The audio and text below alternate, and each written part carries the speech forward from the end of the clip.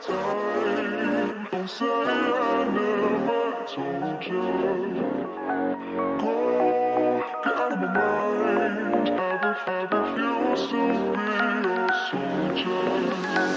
Waste my time. Don't say I never told you. Go, get out of my mind. I refuse to be a soldier.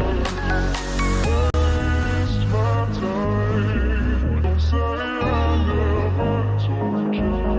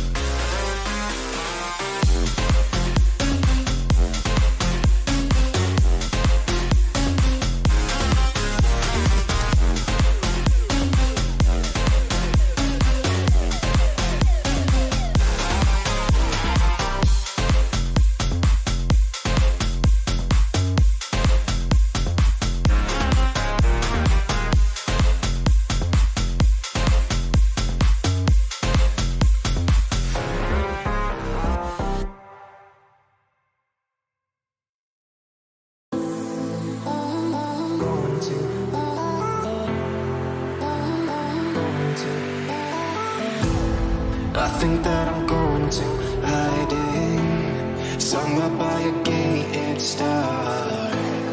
Baby, they ain't never gonna find me. I'm a renegade. I could be the one who saved you from this place. We could be as one and escape. We could run away, we don't gotta stay. I can feel it, it burns inside me. Take away the pain, we can go insane. I can feel it, it burns inside me. Burns inside me. Burns inside me. Burns inside me. I won't let you down.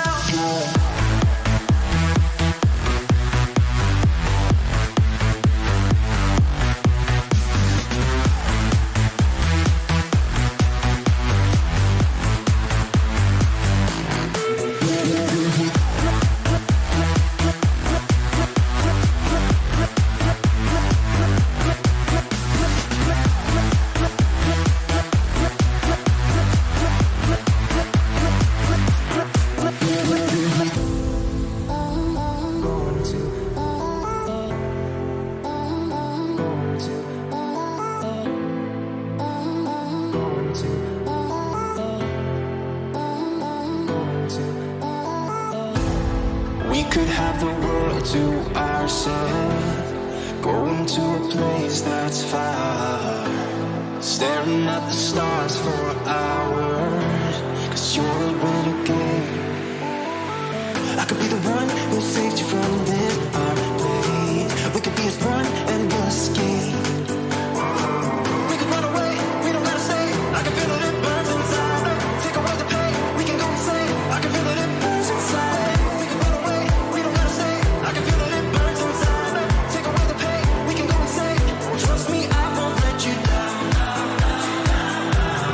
I won't let you down. Yeah, I won't let you down. I won't let you down.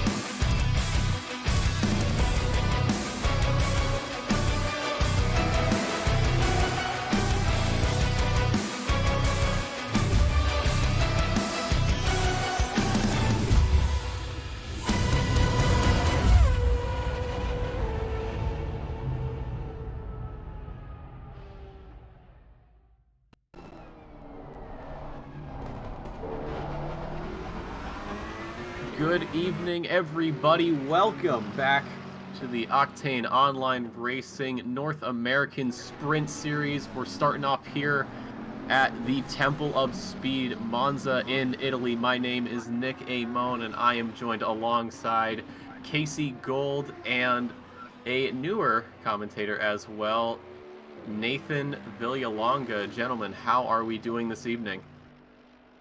Yeah, I'm good. I'm good. That's good Pretty to hear. excited.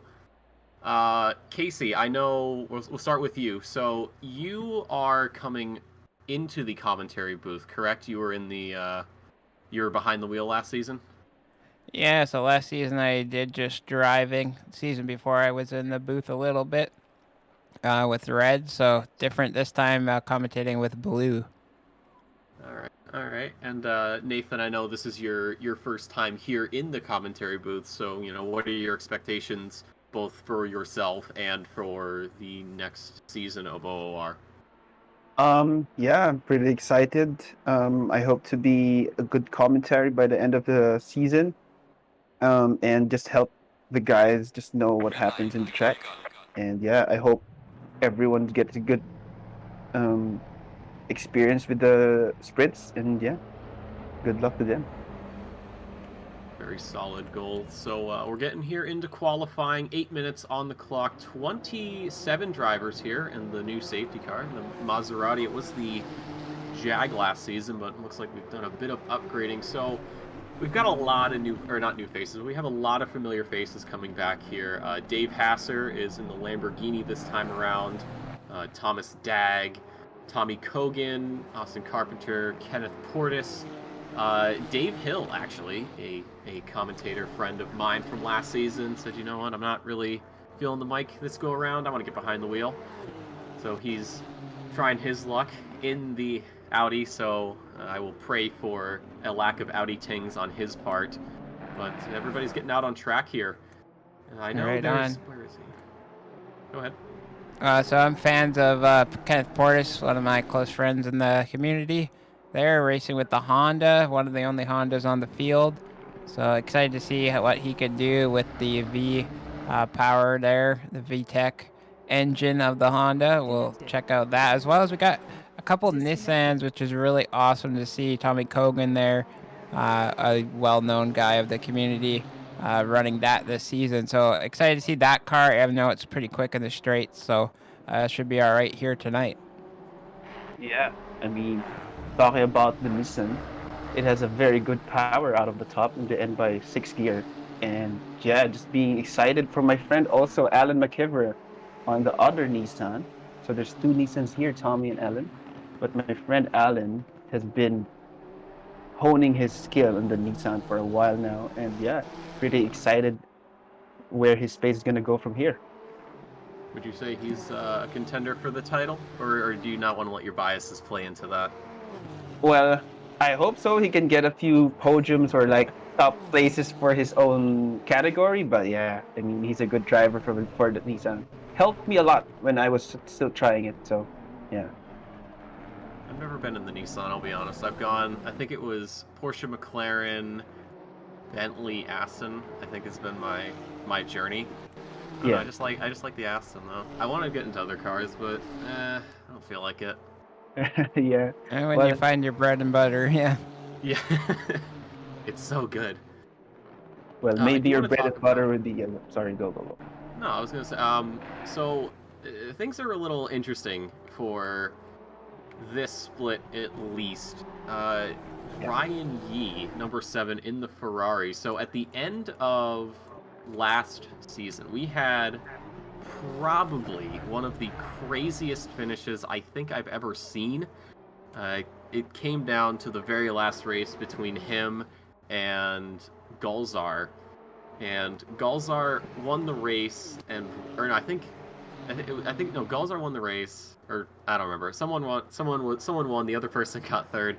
The points were dead even, and we went through like every single category, every single scoring column we could to determine a winner, and we couldn't. And eventually, we had Mullick step in, and it was crowned the Gulzar was going to be the champion. So I'm interested to see if Ryan Yee can bounce back. I know there was an update that did change the balance for a lot of cars, not a lot of cars, but a few cars. Some cars got buffed, some cars got nerfed, some got slight adjustments. He is in the Ferrari, though, which is a very good car overall, so we'll have to see if maybe he can make something happen there with a little bit more of the Italian engineering, but well, we'll just have to wait and see. It's still too early to call. So I've seen Ryan Yee race quite a bit recently. Seems to be up to speed with the 1.8 patch in that Ferrari. Very speedy. We'll be interested to see his lap time right now. As you can see, top guys are pretty quick here. The top 3 or 4, very close. Yeah.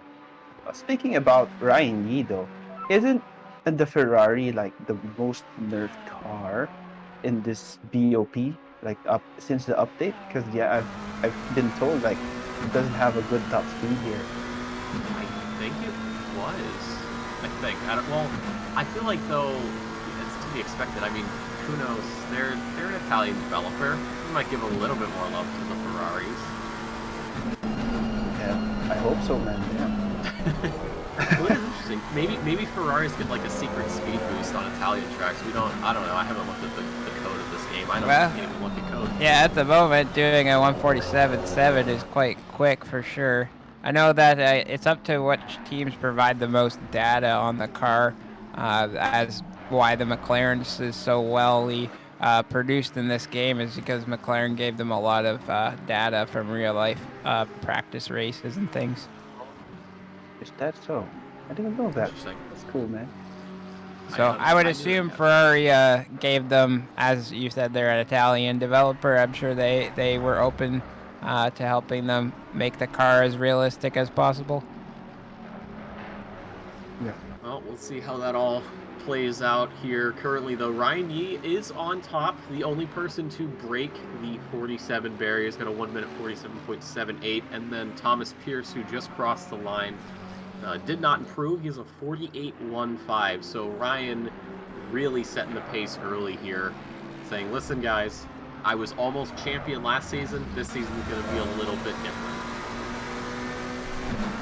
Yeah. He's on an idea and a revenge, to get his title back. Well, it's pretty cool to see. Yeah, I was gonna say positions 3, 4, and 5 were all very close now. 5, 6, and 7, as you can see on the scoreboard there, and a few guys yet to get their laps in. Yeah, these are very quick times, my guys. Really, these guys are fast. The very quick Lexus with Spangler hasn't got his lap in yet. Number 27 in 27th place at the moment. I see you in chat there, Elzar. I got you. Don't worry. It appears the safety car has got a 15-second penalty. Stop bullying the safety car. Didn't do anything wrong here. He's just chilling, all right? Just because he's GT4 doesn't mean you get to pick on him. We got a drive-through now. He's going to have to serve that at some point. So 30 seconds remaining here. See if anyone can improve. Quite a quick qualifying, right? Oh yeah, the 8 minutes goes by very, very fast. Sometimes I know last season, it's like, hey, here's qualifying and we're done. Like, wait, what? How did that happen? We just got here. Yeah. So I believe the number 3 car, driven by Renato Dornelis, he is the last person to get a time in here. Currently sitting 8th place with a 148.237, so he'll come across the line here, and we'll see if he improves. He does not, so he will sit in 8th for the time being. James Philbin, though, currently sitting P21 with a 49.6. He will come across the line here to finish out his final lap and will not improve. There's Jeff Spangler with a stellar lap in that speedy Lexus. Damn. That's fast, man. A 147.4. Wow. Wow. We can look at Nicholas right now. Alvarado, he's 4 tenths up before the Ascari chicane. You know, so let's wait for him and just. Oh, this is gonna be quick lap. Look at this, guys. This is 5 tenths already. 5 tenths up. Oh, wow. Way to pull that out at the last second. I get that brake zone. I feel like the braking zone into final turn and parabolic. I feel like it's sometimes just so difficult to get it right. But here he goes around the final corner, still just under 4 tenths, coming to the line. He's picking up more time. Could he go faster? He does. Second place on the grid, only a 10th back from Ryan Yee. What an improvement. Woo! That's fast, man. Damn. That's a good effort. We got those Hondas up there, top 5 for them. Got some speedy guys up there. It should be a stellar race if all goes well into T1. Well, it's Monza, so he might. And I was wrong. Oh, I guess I wasn't wrong. Dornelles was just doing another outlap. So it appears as though Ryan Yee might have some competition here, as he was first in quali, but has been demoted down to third. So the drivers now lining up for the long lap around the Temple of Speed here. Gentlemen, looking at our qualifying drivers, who's going to be someone you want to keep an eye on? Of course, I'm going to have to pick Ryan Walker, 887 in the McLaren. He is a seasoned driver, race winner, and looking to dominate this series here this season. So excited for him and looking forward him to do well today. All right. What about you, Nathan? I think the one we should look at is Ronan Mendina, you know, because he's the only amateur driver here that is in the top 10, and he's on the Lambo. So I think he's like the curveball in the grid right now, and I'm excited where he can place the car after turn 1. Yeah. I like that. Yeah, he could be the guy lurking in the shadows, and he's going to come out on top. Yeah. You never expect the horns of the bull. You never do. But we got our lovely little drone cam here showing all the liveries. I gotta say, even with the base editor, you can make some pretty good liveries. Yeah, that's for sure. I spent quite a bit of time making mine, but a lot of these guys have some creative, fun ideas, and obviously not afraid to use color. Yeah, really not afraid. They make really bad ones also, you know, so it's kind of hilarious sometimes. I remember my first livery. It was terrible. And so was the third, and the fourth, and the fifth. And they were really bad. But then I got in the boat for an endurance race, or well, a special event, and then the livery looked really good. Speaking of good liveries, though, I do like the new safety car livery. I like the little checkerboard pattern. Yeah, I actually am driving the safety car for the EU split, and it was a joy to drive pain in the butt, though, without ABS or traction control. We made it one race so far, or 2 races, with no rain. Hoping to continue that streak. We have 5 rounds to go on that driving the safety car, but looks great this season. Sounds awesome as well. And you just cursed us. Congratulations. So talking about rain, guys, can I ask, if we're talking about Monza, do you still stick with your own dry setup, or would you like increase the wing just for that safety in the rain? I just don't drive Monza. Yeah, for me, yeah, Monza in the wet, and Monza in general in public lobbies not so fun. Around here in our league, though, it's pretty good if you trust the guy next to you, and a lot of us have been racing together for a while. But to answer your question there, Nick, I think crank up that wing. I usually just hit the wet setup and go from there. Even if it's a bit slower, at least I know I'm safe, and they've taken care of most of the math setup issues that I may have. So yeah. One thing to note, Guillermo Martinez, starting from the pit lane, did not hit drive within that final 30-second window, so he will unfortunately have to have one of the slower starts, which, as someone who has started from the pit, thankfully not in the OOR, but in public lobbies, it is the worst thing in the world. I would rather I would rather just rub sandpaper on my arms. Yeah, that's painful. In the U split earlier today, the guy that started in the pit lane there sped and it got a 10-second penalty. So hopefully he's got his pit lead spinner limiter on and can get out of there safely without getting a penalty.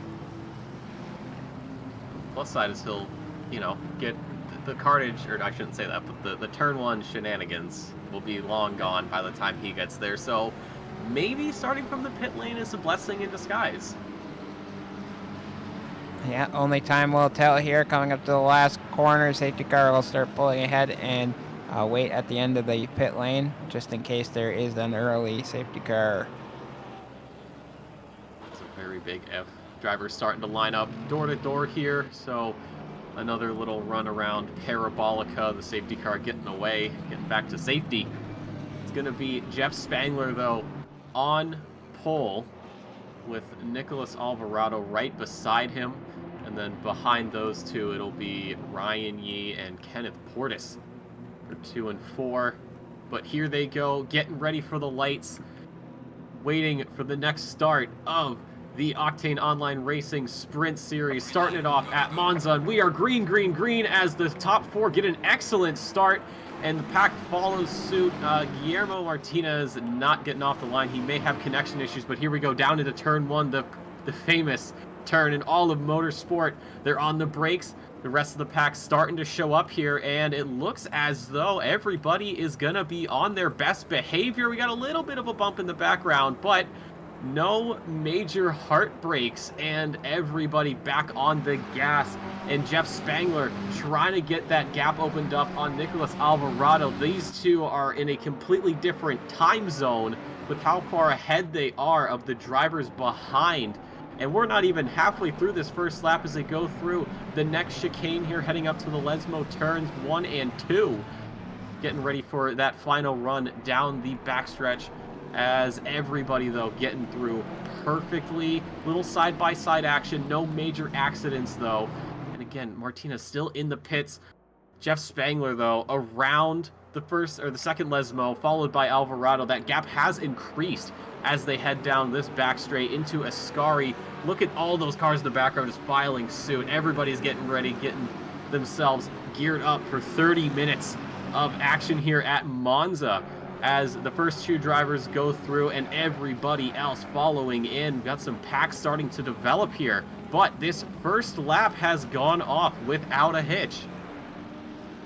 Everyone has been doing their proper thing about being safe and just respecting the other drivers there.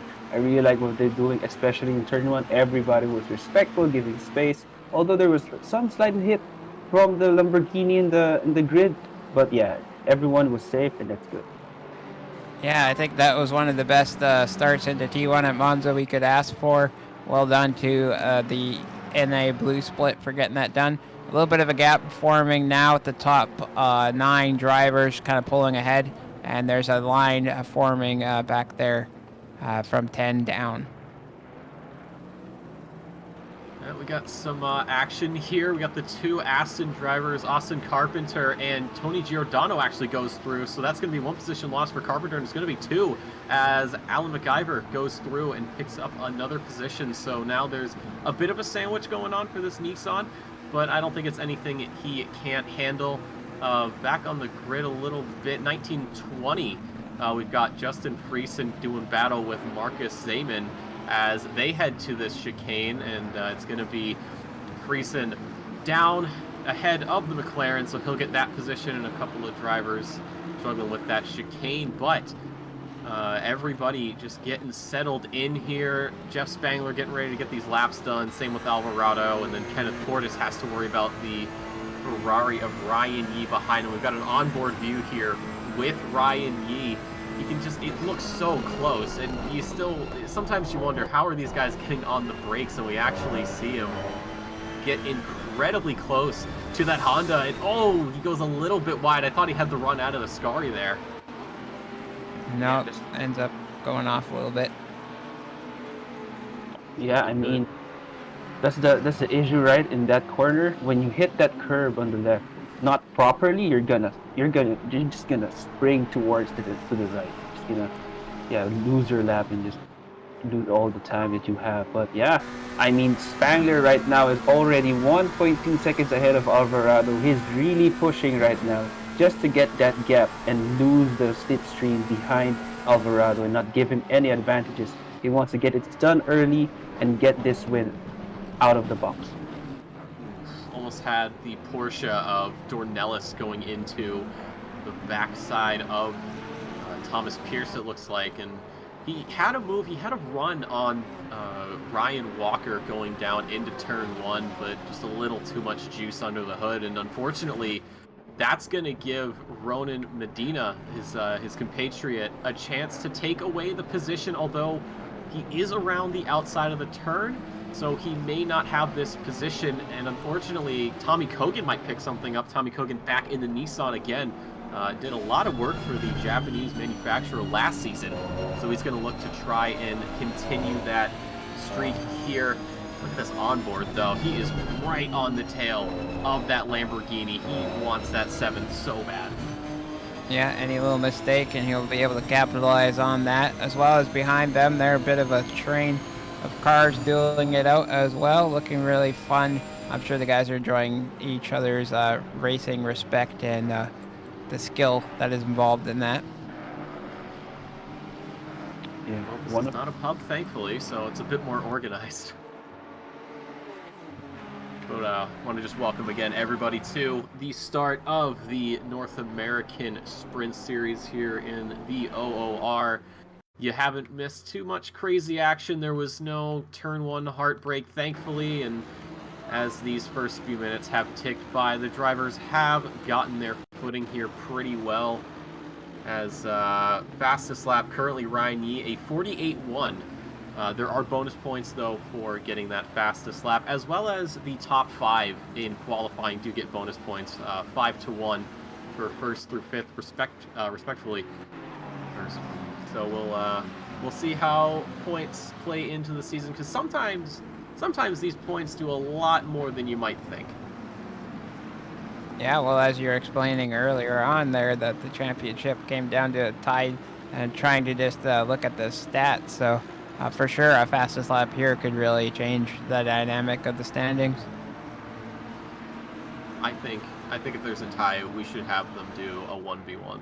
That would be my call, because that's what Dave and I said last season with Gulzar and E. We're like, you know what? How about we just let them do 3 laps of Spa by themselves? Whoever wins. Unfortunately, that never came to fruition, but that's just me. We have a driver off, actually, at the second chicane there, 36. James Philbin. I don't know quite what happened there. I don't know if he went wide or got pushed off, but he is unfortunately parked his Aston there and back to the pit, so it might be some terminal damage. I do not know. Yeah, I think I caught a glimpse of it just side-by-side racing there into that, and someone hit the sausage curb and went into his quarter panel, spun him out. Hopefully, like you said, maybe it's terminal. It kind of sucks to have to be teleported to the pits as you get locked there. Ryan Walker getting awfully close to the back of Pierce, as well as Ryan Yee here trying to hunt down Kenneth Portis. You can really see the slipstream take effect, though, on these long straights.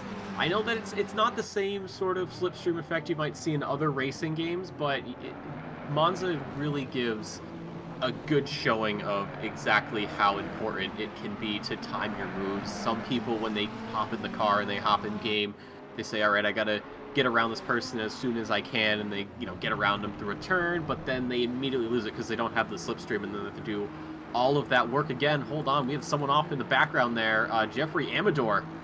Looks like he had a little bit of love. Oh, looks like he got spun.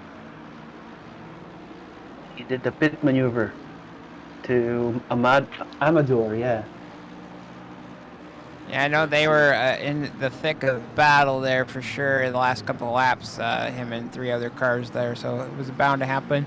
He was kind of holding up the pack. Maybe Monza not one of his favorite tracks. I know he's a decently fast driver, so hopefully he can recover from that unless he teleported to pits, but yeah.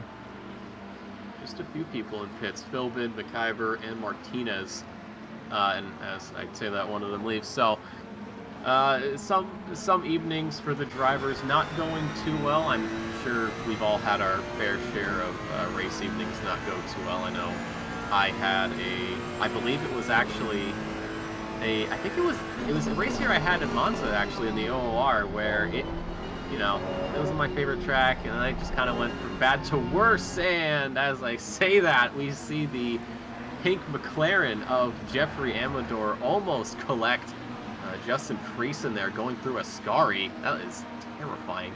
There's looks also an like- Aston in the right, What happened to him? Yeah, Oh, so it that's looks like right. Carpenter and Speck got into a bit of it, and unfortunately Speck got spun all the way around, and his hood is quite popped and damaged.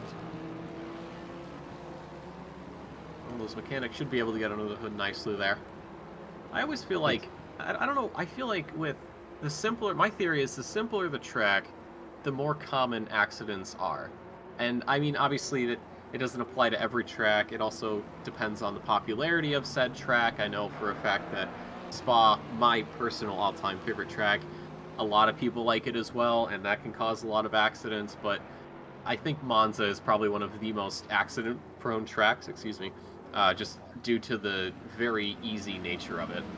Yeah, you're right about what you said, Nick. But I have to go against the grain with what you said. I really don't like Spa here, but we can see almost what happened to Nathan Specht spinning in a Ascari when he hit the curb on the left.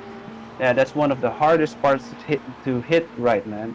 Yeah, bad luck for him. And we can see here Ryan Yee and Kenneth Portis II battling for fourth place.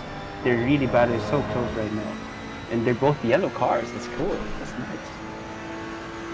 We have a penalty come through for Timothy Flomger, 10 seconds. I'm going to assume that is for contact from an earlier lap. We have a channel for all the penalties. Race Control Bot has not updated it, so we can only assume for right now. But Ryan Yee, though, he's getting into that slipstream. He's trying to use all the horses under that hood to get around the Honda of Portis here, that long front stretch. There's so much time, and he pulls alongside. He might go for a move here into turn one. He's later on the brakes than the Honda as they go through. He's not going to have the inside line, but he will on the second half of it, and that is going to be Ryan Yee taking that third place away from Kenneth Portis, but he's not done quite yet. Kenneth Portis now with the slipstream. He's going to go down the inside of Curva Grande here, and now he's going to have quite the launch going into the second chicane. He will retake the lead here, but Ryan Yee is not going to give it up just yet. They're about the same on the brakes here. I think for right now, though, Ryan Yee, looking at the time, he says, all right, I have 18 minutes to work with. I might as well just bide my time, wait until a later stage of the race, and then go for a move. Yeah, dangerous section to go side by side there. I think both drivers were saying we're going to lose out more than we want, as we have Pierce and Walker right behind ready to rumble, so they kind of have to think about their positions currently, and maybe battling isn't the best idea at the moment. Yeah, I think also one of the hardest things to overtake is the Honda, because it has like the same power as the Nissan up top, so that's where really it's so hard to overtake. Oh, some spin, almost a spin from Ryan Walker, Thomas Pierce, sorry, behind Ryan Yee, battling in front with Kenneth Portis II. And they're side by side going into the last corner here, banging doors. It's getting dangerous. That's close. Kept it together. That was looking. I was really praying that those cars stayed straight there. I do not want to see anybody spinning out. He's got that slipstream from the guys ahead, but not looking like he'll get the move done with Pierce having the inside line.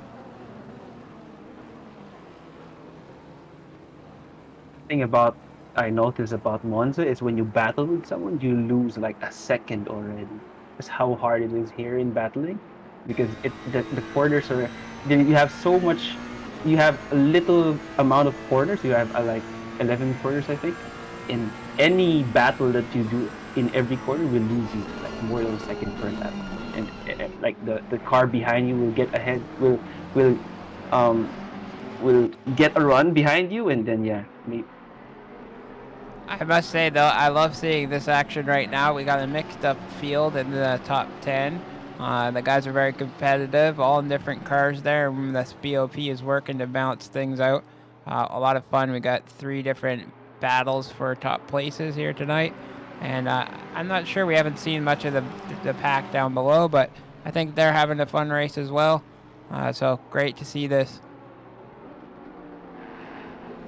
Do love to see all the battles crop up, and we kind of focus on the top, but every now and again we do get some exciting lower battles. Jay, to answer your question, the Ryan G that we're all hoping for, he's down in red split, so he's getting ready for his start here. But yeah, as you guys were, as Nate, as you were saying earlier, Monza is a track where battling is much more punishing because, like you said, you can lose a second. There's only 11 or so corners to work with, so those are 11 opportunities for your opponents to catch up. And these long stretches of road where you can really see the slipstream come into effect. I think that's where a lot of the overtaking is going to happen. There will be some into corners, but that is only going to be possible due to some sort of run off of one of the longer stretches of track here. As the driver is coming through turn 1 again, as we reach the halfway point, there will not be any pit stops, I do not believe, for this race, but everybody, no, just a straight sprint. Have to keep it clean. As you saw, some of those guys having damage or issues there, kind of race over once that happens, not wanting to hit that pit stop. I think the fastest lap has changed as well, as I'm not sure who it is exactly, but I know Jeff Spangler's doing a great job of defending, but the guy behind is getting quite quick, I think. Alvarado with the fastest lap here. It is currently a 1:48.1, so dangerously close to the 47s, but we haven't seen anything quite yet.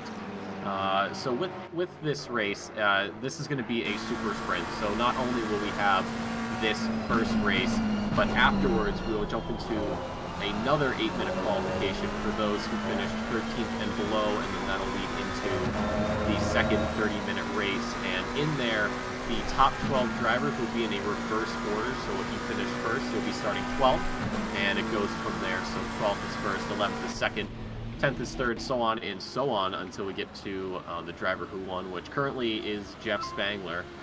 We had a bit of a spin at Ascari again. It's just grabbing more people.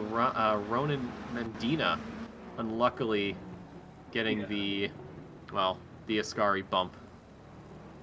Yeah, luckily he has a second race coming out to maybe redeem himself, but he had a good position in qualifying. In the reverse grid, if he can get that lap again, he might be at the top, and he can kind of run away with the race. Yeah, Ryan Yee right now is struggling to get ahead of Kenneth Portis in the Honda. The Honda has just an unbelievable top speed here. Ryan Yee is really struggling to get ahead of him. Got Thomas Dagg way down the grid. I think he might have spun at the exit of the Parabolica, so he's gotten his McLaren fixed around the right way. But the gap though from Spangler to Alvarado dropping to as we see a replay there of Medina head on into the wall. The gap though from Alvarado to Spangler, just about 0.3. We checked back about half a lap or so ago. It was almost 0.7, 3/4 of a second. So Alvarado has done an incredible job of chasing down this Lexus, and I believe that gap will only get smaller as they head towards Parabolica. So Ryan Yee retakes position 3. Oh, and a big incident in the back there with Pierce and Walker. Kenneth Portis was involved as well, and that's unfortunate scenes there as Ryan Yee drives away. Oh boy. Oh boy. Sheesh. Jeez, man. Kenneth gets underway and back up and running, but that will be reviewed by the stewards for sure. Unfortunate, they were having great battles up there, those 4 guys.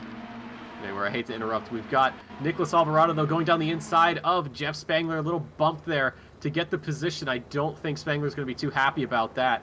They're on the brakes at about the same time, and Nicholas Alvarado, after just about 19 minutes. Will finally get this first place as it stands, but I'm wondering if perhaps there may be a call from the stewards. The bump did not look deliberate; it looked quite accidental, and we don't have the internal monologues of these drivers. So maybe we'll see the position given back at some point, but as it currently stands, though, Alvarado with that 3/4 gap. So we're seeing the replay now, side by side. Everything's fair for the most part. Yeah, it'll be a tricky one. Yeah, because in an angle, Spangler looked like he turned into the Honda, right? So I hope it's gonna be a racing incident because I feel like it's gonna be a racing incident. Yeah, very true. I know Tommy Cogan is quite happy, and Darnellis, they picked up some positions there. And we'll wait and see post-race if they move up even more. But yeah, let's see. Hopefully these guys can catch back up and start battling again like they were. We're just going to watch that incident on replay again. You're seeing that, the contact between Yi and someone else, I believe. I think this is a different lap. Oh, it's a live shot now. Sorry, apologies. Yeah. Sorry, I was confused too. I was like, I don't think those cars were involved, but hey, what do I know? I'm not in there. Ryan, you are right. Imagine in-race interviews just hopping into the call and being like, hey, so this person, how do you feel? And they're like, shut up, I'm driving. All right, thank you for the interview. I'll hop back in the booth where I belong. But just about 10 minutes out here for the final, or not 10 minutes out for the final, but 10 minutes for this first race, as looks like we're getting the replay now here between the two drivers. We had Portis there around the outside. Oh, we got everybody getting involved. Oh, goodness. Just one run. Oh, man. One run led to all of that. That really shows you just how hectic motorsport can be, whether it's real or it's virtual. Yeah. One tiny mistake at the wrong time with the wrong people around you can lead to absolute devastation for some. Yeah, I think it's pretty brutal, this game, and also generally the sport. But yeah, it's racing. It's part of it. Yeah, it's gonna happen, but luckily we got live stewards here in OOR. They will be looking at that quite quickly here and deciding. Ooh, as we saw a little bit of issue there with, so is that Priest there, or who was that? That was Friesen. I think he got on the power a little too early there, going out of the chicane, and just the back end was not a fan of that. I know one thing that people can struggle with, not newer players, but even seasoned players such as myself and these drivers, is sometimes you get a little too eager with the throttle and you spin it, and then you kind of face palm and you go, why did I do that? That was not what I wanted to do. Yeah, I think also in the heat of the battle, when you're like trying to get ahead of someone and just being impatient that didn't notice, yeah, it's just pretty unforgiving. Yeah, and a tip there for anyone that's kind of a newbie, like, there's no problem with using TC in this game. It's meant to be used. There's no shame in using it. I know you'll see videos of people talking, and they're all about 1 or 2 TC in the lowest settings, but there's no shame in having them up higher if it allows you to be consistent and safe on the racetrack. I agree with that. Just don't use the racing line. It helps if you're like just starting out, but just don't use it. If anything, it makes you slower because you're not looking where you need to look. Yeah, true that. We just saw a nice overtake into T1, nice and clean. Well done for those two drivers there. As we watch Jeff Spangler trying to catch back up in battle for the lead, for the win. Question from Jay: has the overall pace dropped after the update? Like, how much of a drop are we seeing? Honestly, I do not know. I have not been sim racing all that much. Have you guys noticed any changes? Yeah, I would say everyone's down at least a second and a half to previous bests on tracks. I mean, the curb dynamics, physics for the curbs now it's a lot more slippery, and you can't take as much advantage as you used to. But overall, the fast guys are finding that time and coming back. It's kind of a gray area right now with the current patch and the infamous negative toe setup kind of glitch, as they're calling it, is still active. So that's getting those guys to do the fast times again, but might be patched here soon. Yeah, I think also what I noticed is just getting used to like the changes of the track when it comes to like curves and the tires, you know, because they brought a lot of different aspects when it comes to tire behavior and suspension behavior. And just at the first time that we tried it, was really weird, and it's more realistic, I would say, and some would say. But yeah, I mean, just because of that, it brought like a loss of like half a second and more than a second and a half, just what Casey told us. Yeah, it definitely feels weird for sure. A lot more slippy than it used to be. But these guys, we like to adapt and learn, and a lot of learning with setups as well. It's brought that in. A lot of people had to step up their game in terms of understanding the setups. Well, thank you for answering that, gentlemen. I did not want to try and assume. But hey, the tires flex, so that's pretty cool. I remember when that dropped, it was like, hey, here's this new thing with the tires on Reddit, and I'm like, wow, I never noticed. But I respect Kunos' attention to detail. It's pretty Not cool, just yeah. with the cars. Not just with the cars, though, even with the tracks. One track we are going to be racing on later in the season, Kyalami, is in the track. You know, it has the drainage ditches around the circuit, so the water from the higher elevations doesn't come down to the lower elevations. And what they did is when it starts raining, that'll actually start filling up. So I think that's a very neat feature. But we do see the Ferrari driver there, a Friesen, or I believe that's Friesen, yeah, getting around Portis. So Portis back a little bit. Yeah, after that damage, looks to have lost quite a bit of pace there. But yeah, nice pass there from Friesen into that zone there. But Ryan Yee reclaiming fastest lap. So it doesn't look like anything major. Oh, there we go. Okay, the hood is popped open, so that will be dragging a lot.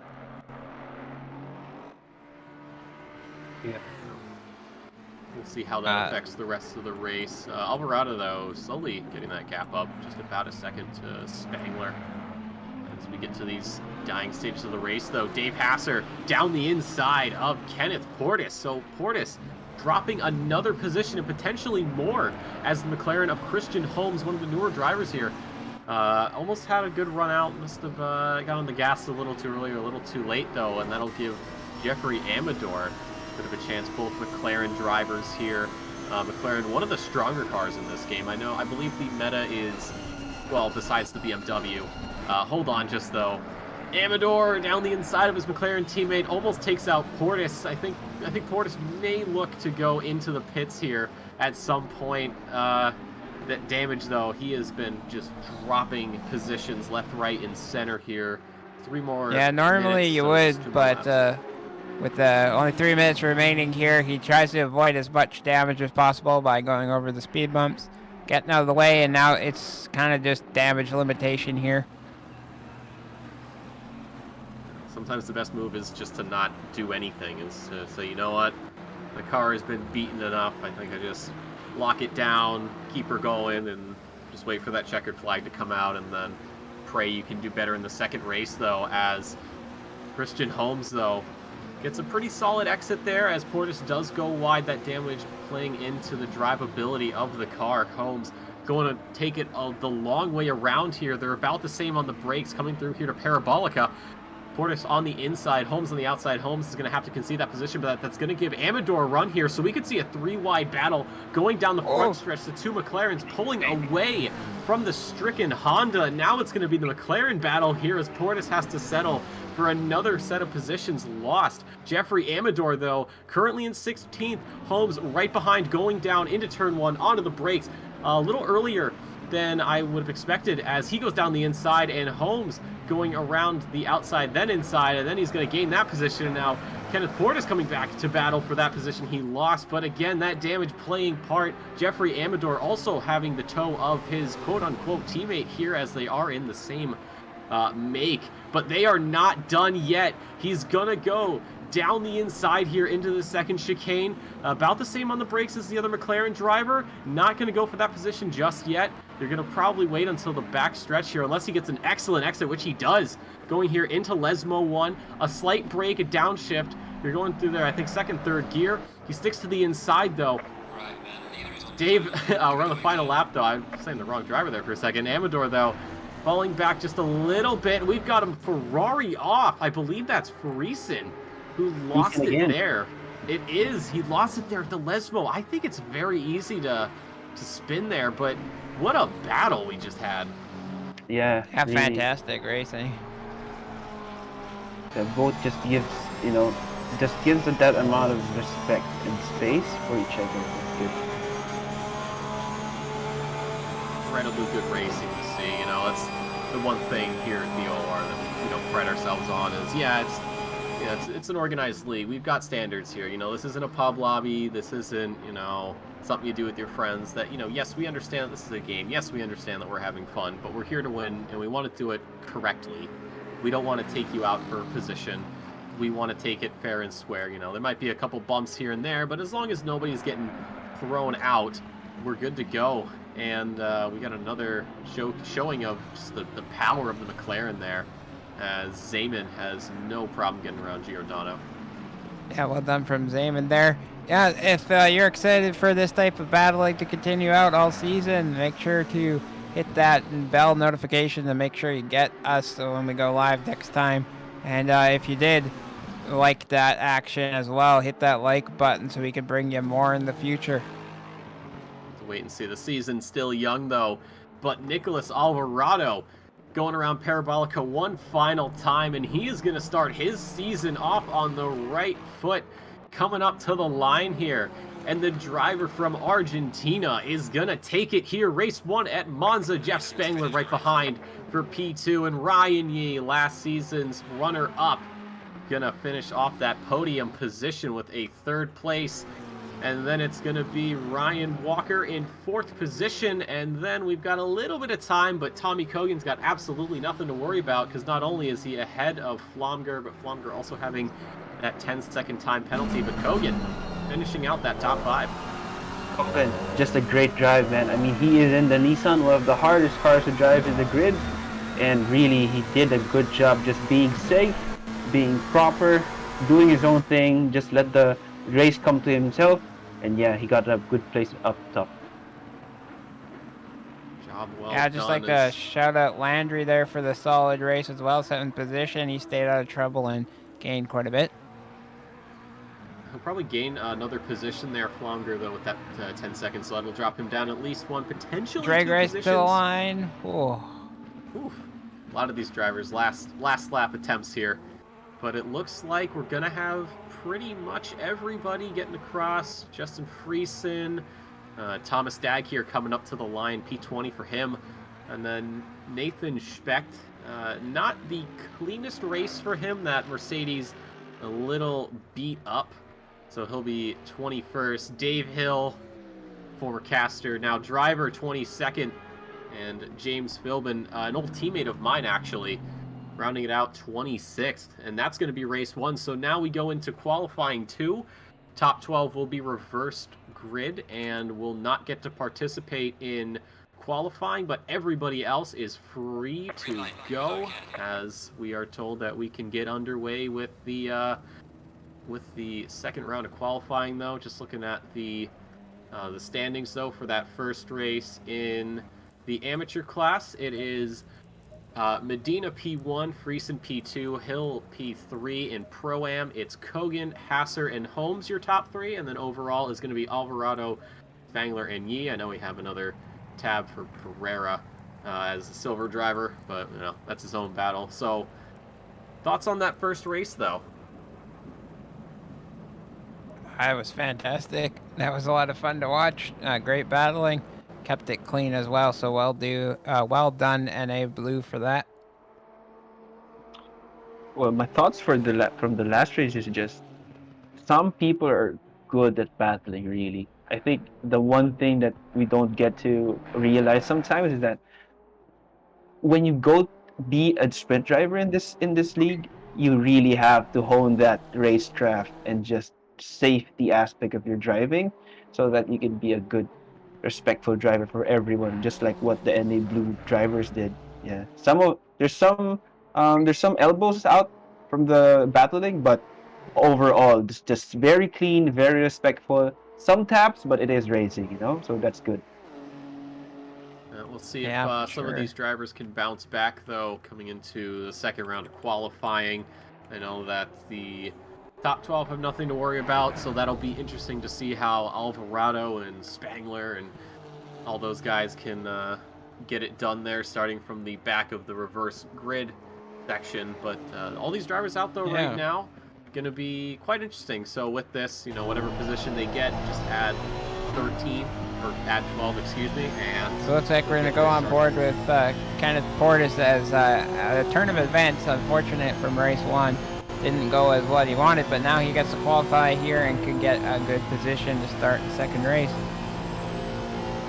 Look at these gaps, though. One thing a lot of drivers don't do, especially in pubs, is during qualifying they never really give enough space. Everybody gets out as soon as they can. They don't think about it, and they go, "Oh, if I mess up that guy's lap, well, whatever. I don't have to deal with him." But here in OOR and even other leagues, drivers will do their best to keep the gaps nice and large, so that way you don't accidentally ruin a lap of someone else's. I know there's some other not the same level of organization as the OOR, but definitely up there in terms of, you know, driver respect and skill, where you will get to the end of the opening of your out lap, and you'll get to that last turn, and then everybody just kind of stops.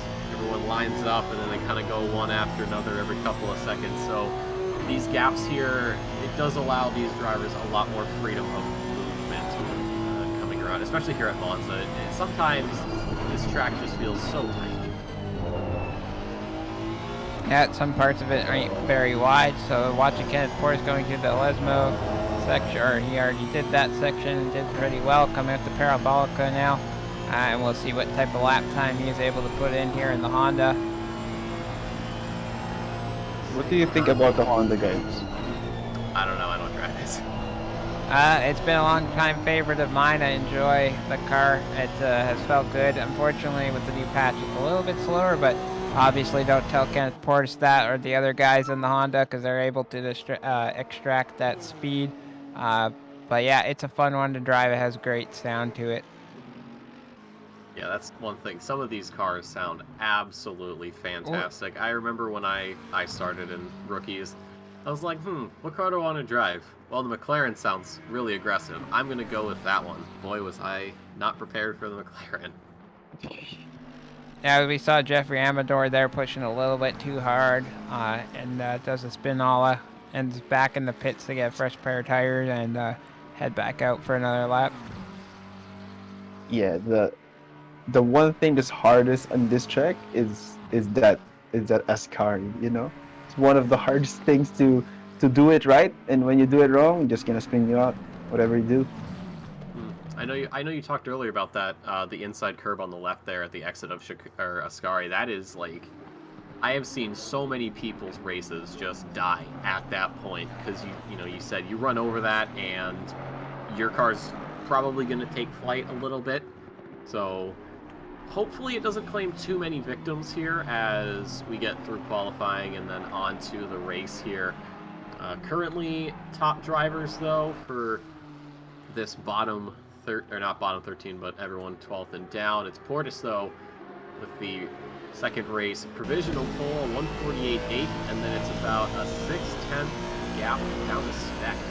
So there's definitely a skill gap here with driver, car, and track combinations. Some cars will perform better on other tracks, especially, Monza. It's a very, top-end heavy track. And even just driver preference, we talked about this earlier, some of us like Monza, some of us aren't a fan of it, some of us like Spa, some of us aren't a fan of it, so the mental side also plays into qualifying and even the race. I've noticed with myself, if I'm on a track that I'm not feeling, I tend to race a little bit worse than I would like to, and if there's a track I'm really feeling, you know, Panorama, for example, I am just putting lap after lap after lap in, and I'm feeling great. Yeah, continuing about that, I mean, Panorama is also my one of my favorites. I mean, I'm not that good in Mount Panorama in the mountain, but you know, I'm up there for me, and I'm just enjoying, you know, one of the best tracks. Oh, so we can see here Dave Ashar on the sand on the first chicane. What has happened to him? I think he did I think he hit the curb and just yeah. Probably. He was able to get out of there. What are your thoughts on Panorama there, Casey, seeing as we just touched on it real quick? Yeah, it's a pretty great track. It's really fun. It's challenging, pretty scary up top. For sure, for me, I'm one of the slower drivers. I'm consistent but slower, and a lot of the faster guys end up scaring me into a bit of mistakes there. But once you get in the flow of that track, it can be really fun. I did one of the long races there back in the day with OOR, and it's a lot of fun if you're in your stint and you're 45 minutes in and you're in a rhythm. It's a great place to be. Yeah, we will have, I believe in a month or so, or maybe less than a month, we'll have a 12-hour of Bathurst race, obviously presented by the OOR, which I might race in, I don't know. It's been a while since I've been at Mount Panorama, and the last time I was there was on a completely different patch, so we'll have to see. But unfortunately, we are not at Panorama. We aren't even in the southern hemisphere. We are in the northern hemisphere at Monza, as some drivers getting their last flying lap in. I believe the last person across the line is gonna be Tony Giordano, so he'll get one more lap. Oh, it might be very close. Oh, just gets across the line. So we look back to Nathan Specht, currently sitting in 5th position, a 149.48, and he will not improve. And then it's Thomas Dagg up to 8th. Jeffrey Amador, 23rd as it stands, up to 5th. What an improvement for him.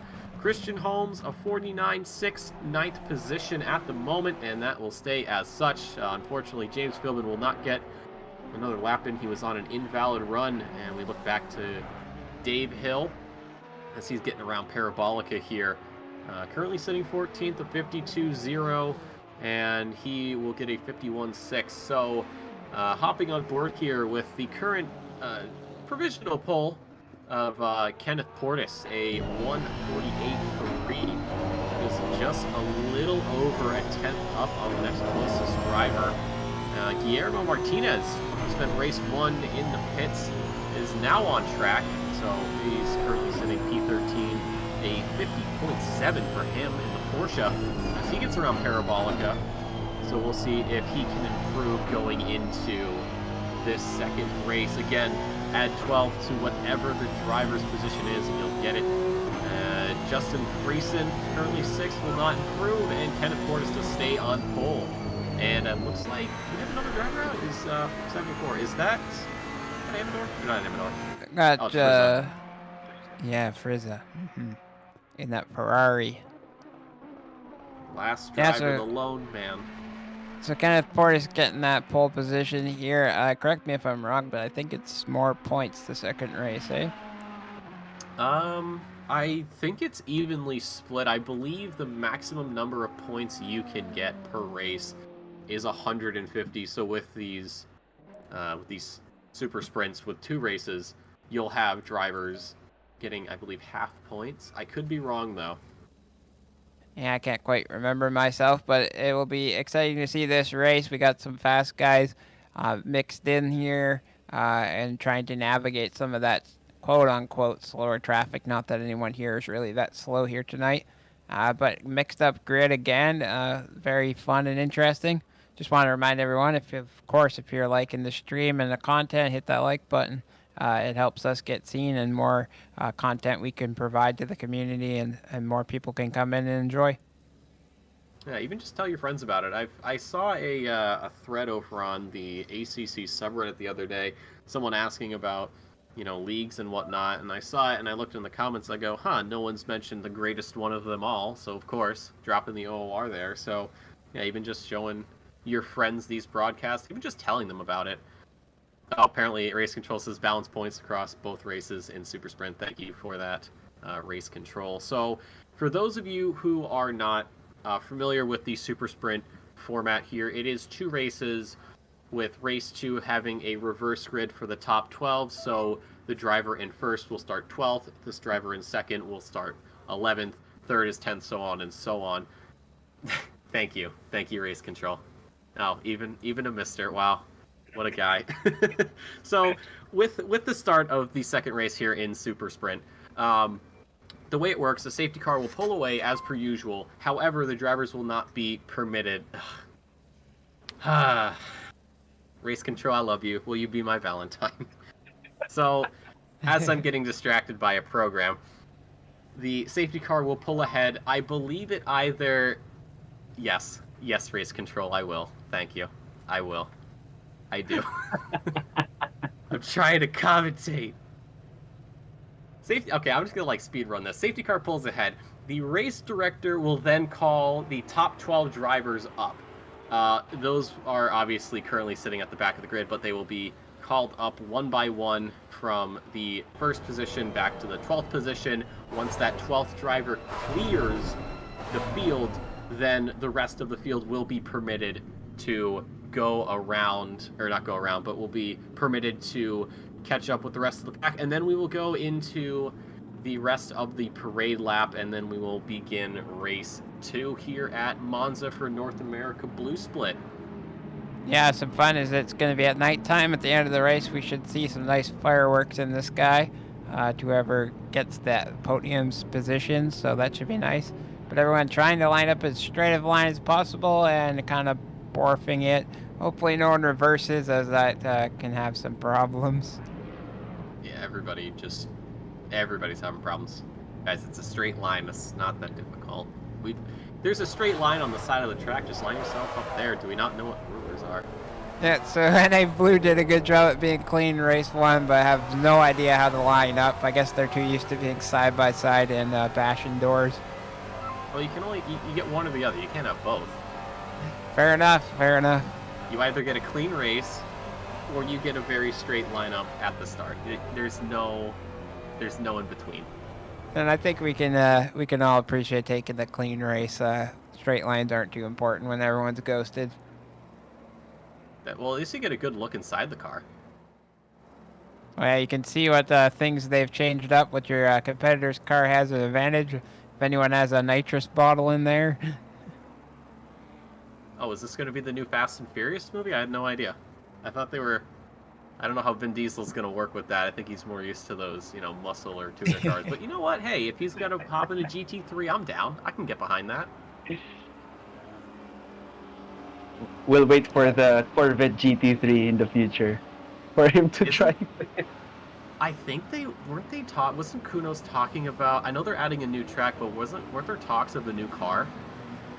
Yeah, I've heard rumors of so one maybe of the American manufacturer car coming in GT3 category.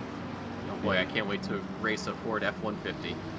And I think the race, the track that was teased was Coda in Texas, there, Austin, Texas track. So if there isn't a Ford, then there's a problem, because I feel like Fords and Texas kind of go together, like that's their thing. Yeah, of course. I wouldn't know. I'm Canadian. I'm used to the snow and the Rockies terrain up here. I wouldn't know. I'm from Massachusetts. I'm not Texas. I may be offending some of the Americans here in the stream, but for me, I don't like Coda that much. I don't like the sweeping corners of it. I don't like sweeping corners everywhere. But yeah, I'm not a fan. Yeah, I haven't actually drove that track in a GT3 at all, so I have no idea how it feels in that category. I did it like twice on Assetto Corsa, and I'm like, all right, this is stupid. But I'm gonna let one of you guys take this start. Who wants it? Casey, thank you for volunteering. Yeah. Okay, I got it from here. All right, boys, so we're ready to rumble for race 2, a night race here at Monza in NA Blue. Looking for some fun action here tonight as they're coming up to the line now. Underway shortly here. And this should be going. Now everyone's staying to the speed limit. Now that it's green, green, green, they're away. And let's see what happens. Almost 3 wide now. 3 wide coming into T1 here. And everyone kind of, 4 wide now actually in the back there. Quite exciting, getting all familiar with the sides of each other's cars here. Coming into the dangerous braking zone now. And looks like we have a couple guys escaping down the escape route. But looking so far clean. And yes, so far through the first chicane section, everyone's looking good. But our lead car there falling back further and further after having a poor time through the first chicane there. Pretty solid start. We had Philbin getting turned around there, but wasn't too messy. Everybody now getting through that second chicane. A couple bumps here and there. Nobody going off just yet. A slight 3 wide action between a Honda, Lexus, and a McLaren. We see the top driver, though, Medina, starting to pull away a little bit from Clifford. 2 Lamborghini drivers here, but nothing is set in stone just yet. The race has only just begun. We've got 28 minutes here on the clock here for race 2 at Monza. A lot of these drivers getting settled into positions. We actually have a little bit of battling going on in some smaller groups here. 1 to, or I would say 2 to 8 is currently the place to be if you want the most action. Got a couple of mini groups forming up there, but so far, pretty solid start. Not much heartbreak. Yeah, Zayman there was P1 for a while there, dropped back, but he's not putting his head down. He's putting his head up and getting back stuck into it, and it's going to recover this race just fine. Yeah, we need to commend Mendina right now. He is in the amateur class, and also Tommy Kogan on the second place with the Nissan. Both are doing a good job and just placing their car properly and getting that run out of the first and second chicane in the first lap. They're doing really a good job, you know. Incredible, yeah. But Kogan, though, unfortunately, he's got to deal with Clifford. Not the big red dog, but that driver certainly does have a red suit, so it's close enough. And then behind him is going to be Thomas Pierce in the Ferrari, though. 5, 6, 7, 8 place to be. Timothy Flomger doing battle with Mike Landry here. The 2 McLaren drivers around Curva Grande. It's going to be Landry down the inside, I believe. Yes, car 710. But he's not close enough for a move. So Timothy Flomger going to hold on to that 4th position. We've got some cars in the background going off there. It's going to be the McLaren of some of the yellow drivers. Not Jeff Spangler, excuse me. It's going to be Zayman. The man who was on pole, unfortunately dropping back, and now he might lose another position as he does make contact with Tony Giordano. Oh, that's actually a completely different driver. I'm getting all my drivers mixed up, excuse me. But so far, Medina extending that lead almost 3 seconds. I think Medina might be one of those guys where if you give him pole or even something close to that, it might be it. He might just start pulling away. But I don't want to curse him just yet. It's looking like it so far. I saw on the screen there we had Amador and Kenneth Portis back there battling, but now on board watching the guy we were just, Clifford, we're talking about gaining on the guys, but Pierce is right behind them, number 4 in that Ferrari, looking speedy, and there's kind of a gap from him back forming.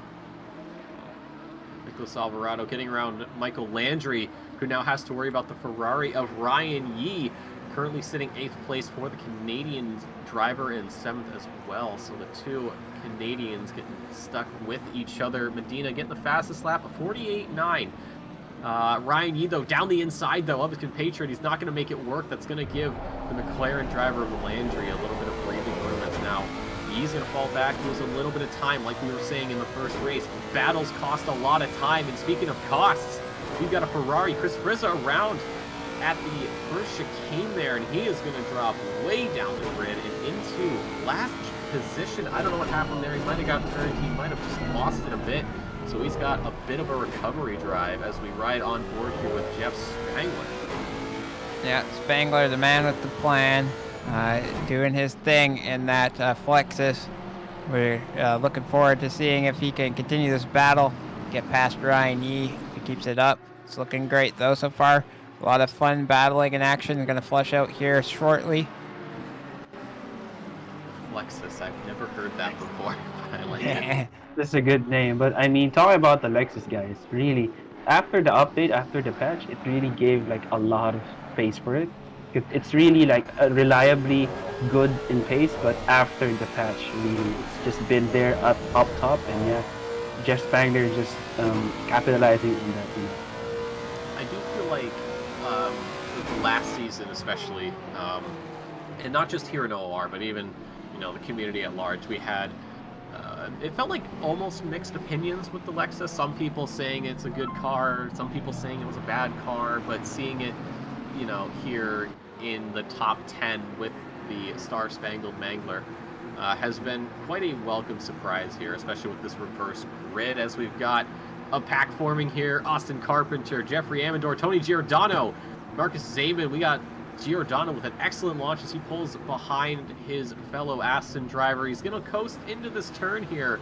He's a little too close for comfort. And who's that around? That's going to be that is Giordano. No, that's not Giordano. Excuse me. That is going to be Austin Carpenter. And he's got Amador there whispering sweet nothings into his ear as they wait for traffic to pull through. What an unfortunate turn of events. Ryan, you trying to put the moves on.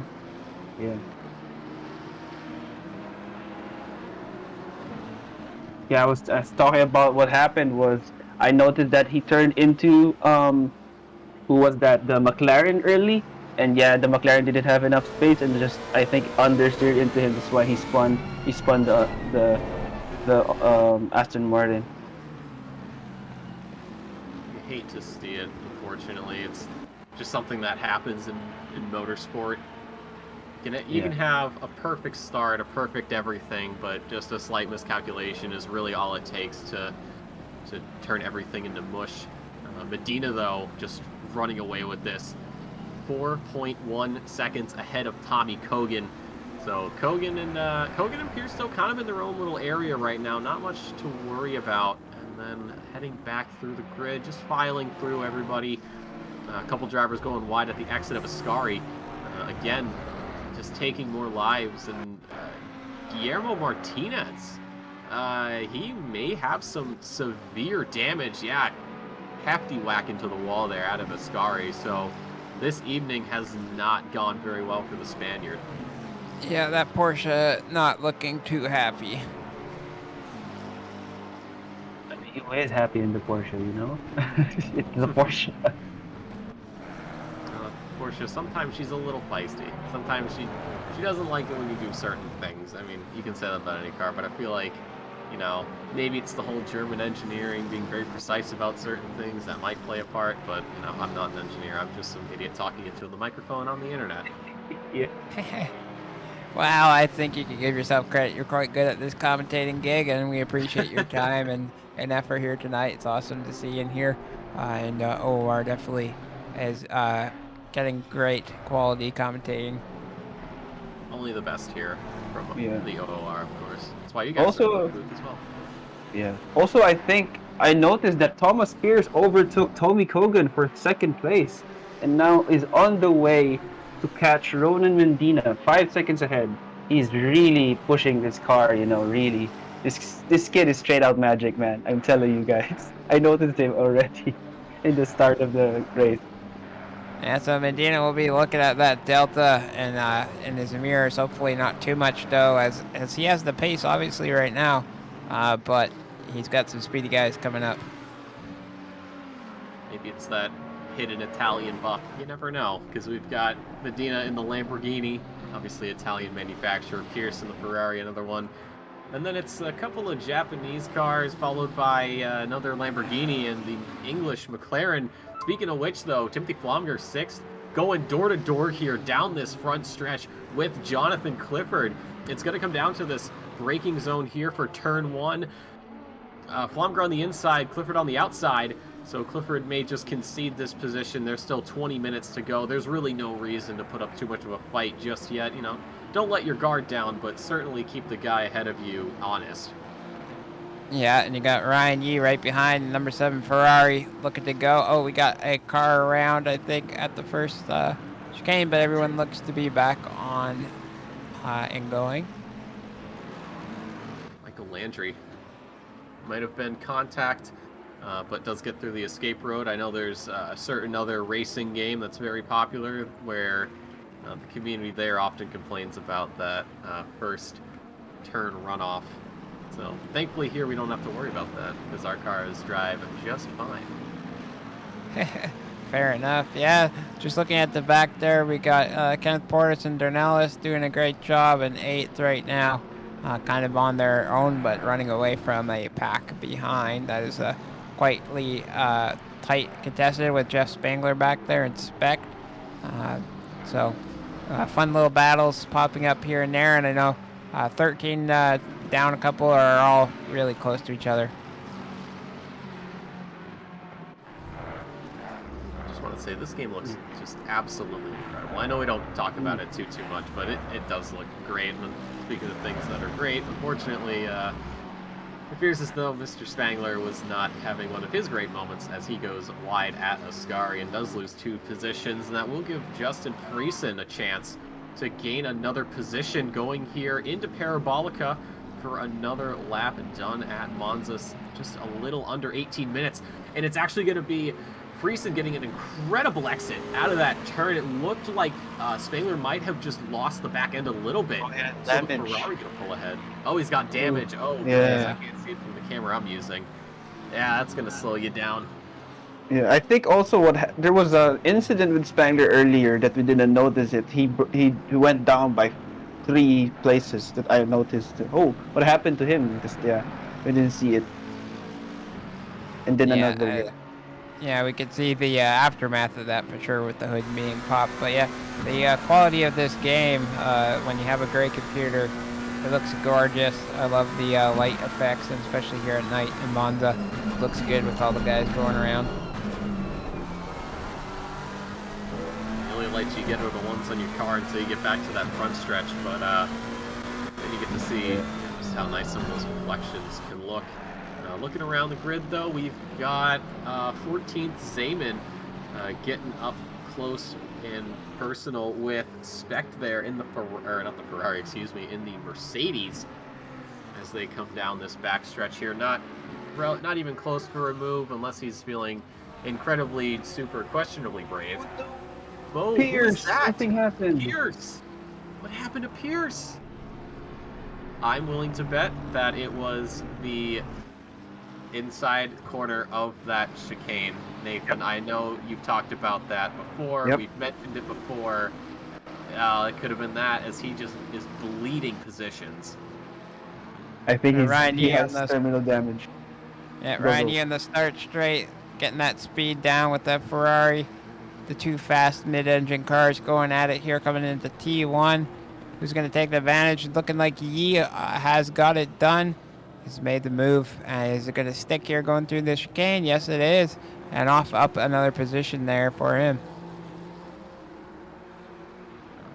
Again, Ryan Yi with the mission, just putting those points down and just places down, on a mission to get that places for his points in order for him to win, hopefully, the chance. I think, and that's what he's trying to do right now. And again, going back to what we're talking about, the Ascari, it is one of the hardest ones to hit properly. If you don't do it properly, it's gonna, this is the replay here. See, he spun out, lost control, and then hit the wall on the right. So that's what's happened usually.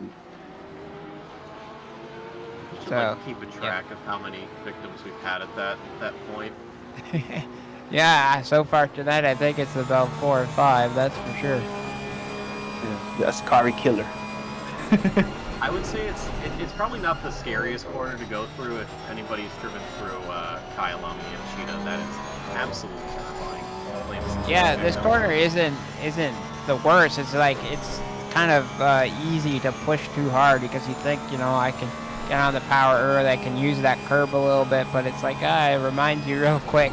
I'm not really that friendly of a curb to use there. All the safety features, but you are not invincible in the eyes of the exit of Ascari.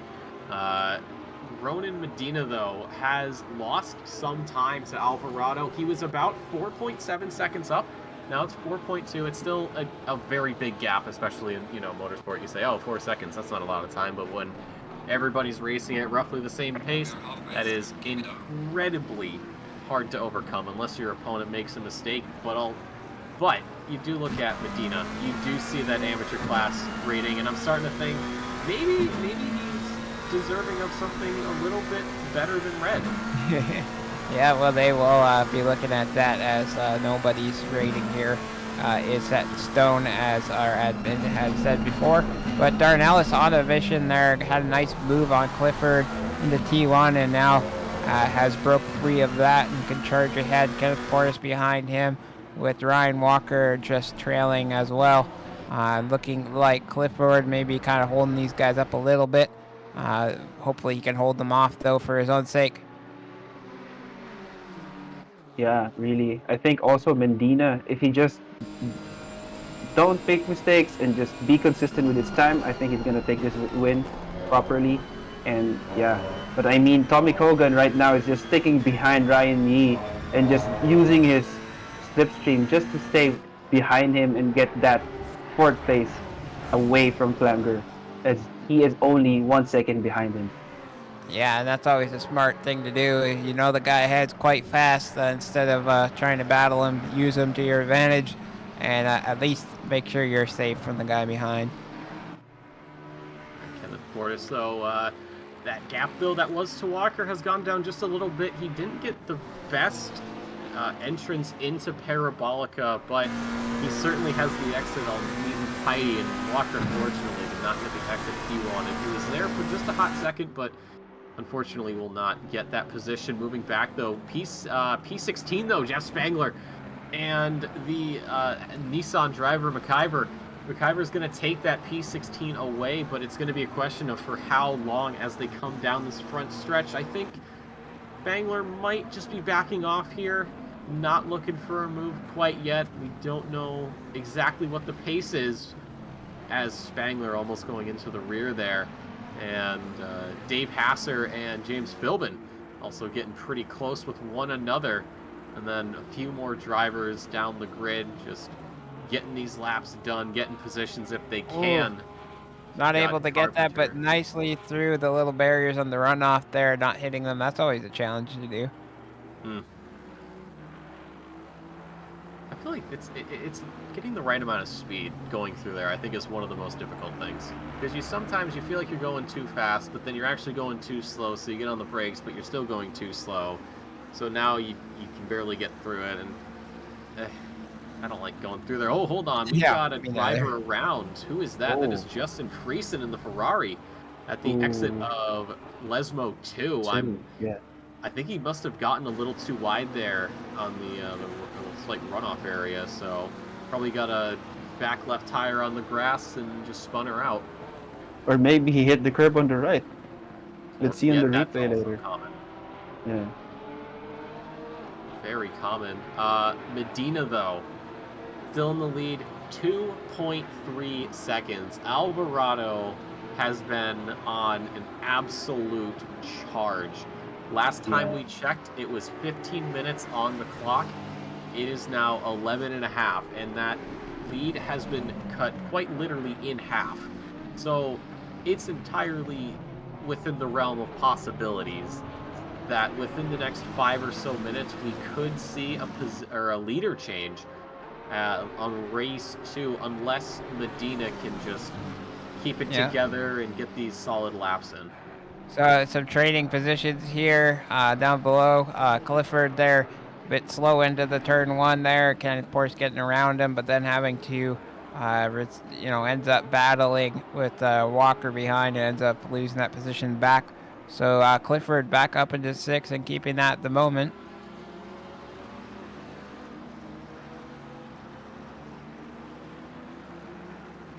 A lot of these drivers getting a little bit antsy here.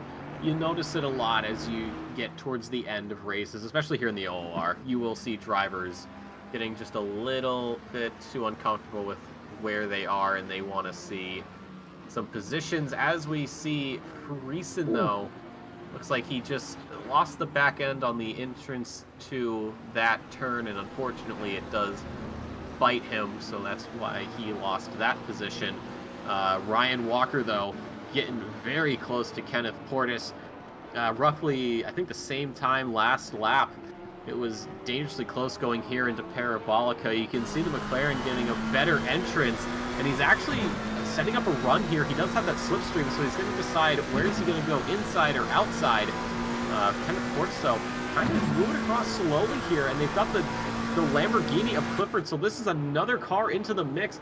It's going to be door-to-door here for Clifford and Portis coming down here into the chicane. It's Portis down the inside and potentially Walker down the inside. Not quite just yet, but he is going to pull alongside the Lamborghini driver. Gets a very good launch there halfway through the corner, and now it's pedal to the metal as Walker picks up that P7. Jonathan Clifford losing out 2 positions here. Not what he wanted. There's still time to recover, but the question is, will he be able to with the speed of the drivers in front of him? Yeah, I think Clifford was too safe there, but yeah, I mean, I respect that, but I mean, if you're defending the position, you have to be elbows out, you know? Yeah, he kind of possible. yeah, he needed to give it up. He didn't want to make contact there. Kenneth Portis getting a great run though, because those guys were battling door to door here. I'm on board with Ryan Yeen. He's catching quite a bit as well. But as you were saying, that lead, or he got 8 minutes and 30 to go here. Will he be able to hang on to that? Medina in the lead there in the Lambo there. We're not sure, but exciting. It's going to come down to the wire.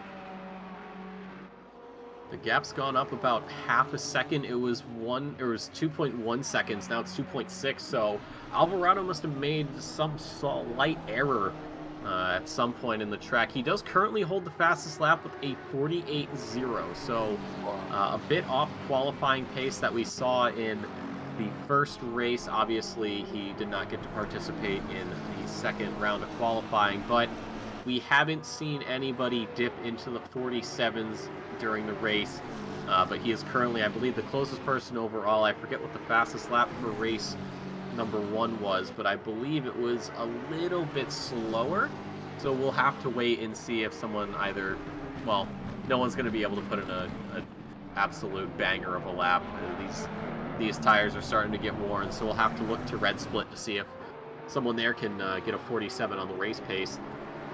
But just a little bit past 7.5 minutes to go, and it's Medina doing what he can. That gap coming down again, another 3/10. So it's looking a little bit scary there for the Brazilian. Yeah, I think he's just really trying to get ahead of that pace and just being consistent, not making mistakes. But I think Alvarado has this mission, like doing his thing just to get that 10th per lap, just to get ahead with Medina by the end of the race. And this, again, like Casey said, it is gonna go down the wire.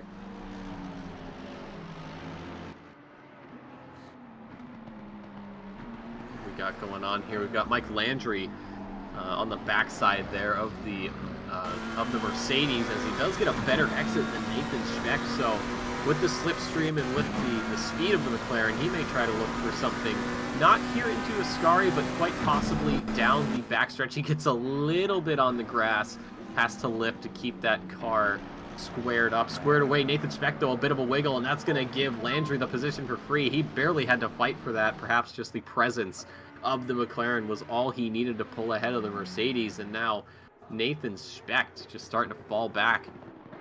Yeah, he just rode that curb on the left too hard and just unsettled the car, and yeah, from there Landry just got a better exit than him. And we talked about that 47. Alvarado just put in a 47, or a 47.977, and has brought that gap down by about half a second. So Medina probably looking in his mirrors a little too much and not on the track enough. Yeah, as Russell Clifford losing more positions here. It sucks to see that, but he's fighting back right here with the Aston Martin. See if he can do anything on the brakes, but he seems to be too far. He looks to the outside of the track, looks to the inside a little bit, but just too far back coming into the second chicane section.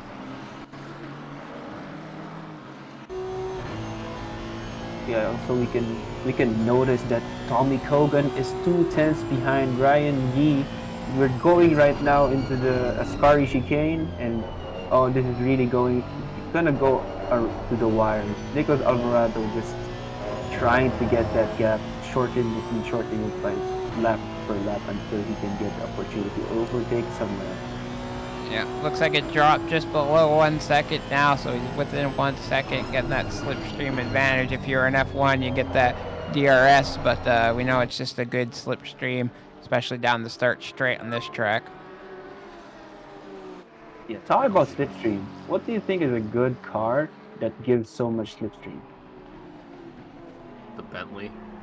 Yeah, I was gonna say, I'm sure It's the a very, Bentley it's a size. small car, but it's very big. As someone who put in a very, very solid amount of hours, I can tell you right now, as great as it is over curbs and you just eat curbs, and half the time you don't even worry about them, you lose a lot of that advantage once you get into areas of tracks where you do unfortunately produce the slipstream with the lower top end of the Bentley and just the size of it.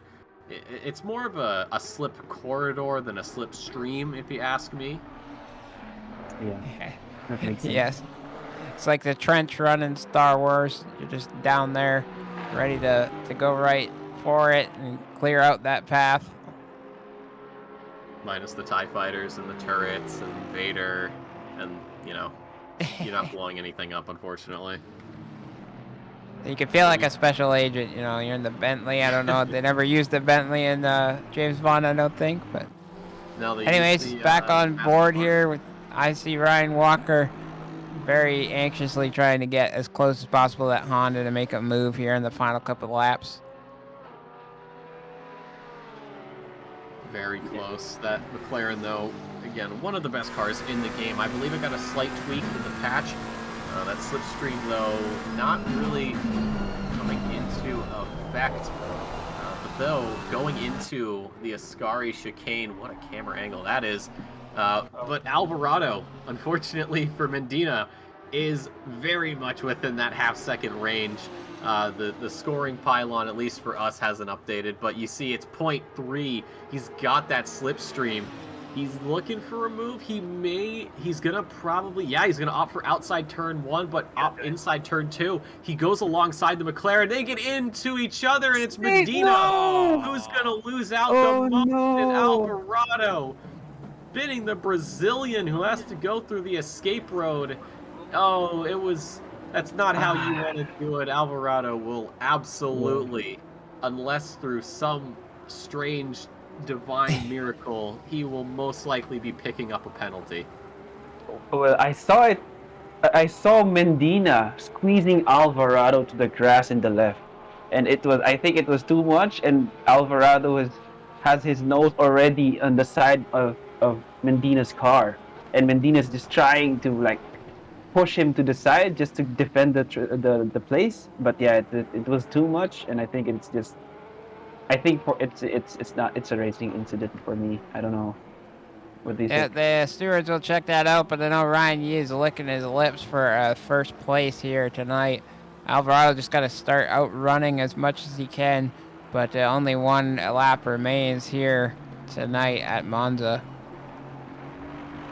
We again see Ryan Walker a lot closer to the backside of that Honda with Kenneth Portis here as they go into Ascari, riding on board with the McLaren driver. They're both on the brakes at about the same time, going in almost door to door. Ryan Walker down the inside for a hot second, but has to back out, realizing that he would probably take out the Honda driver, and he goes into the gravel just a bit. And Kenneth Portis lives to fight another day for that 6th position. Like we said, it's the end of the race. Drivers are going to start making their last possible moves. It's gonna get spicy for every place in this race, Really, that was so scary coming into the Ascari chicane. Wow.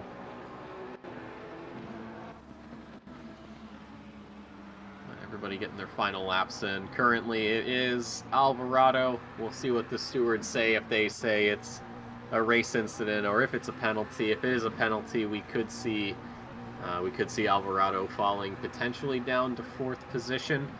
Thomas Dagg here, getting the move set up with his fellow McLaren.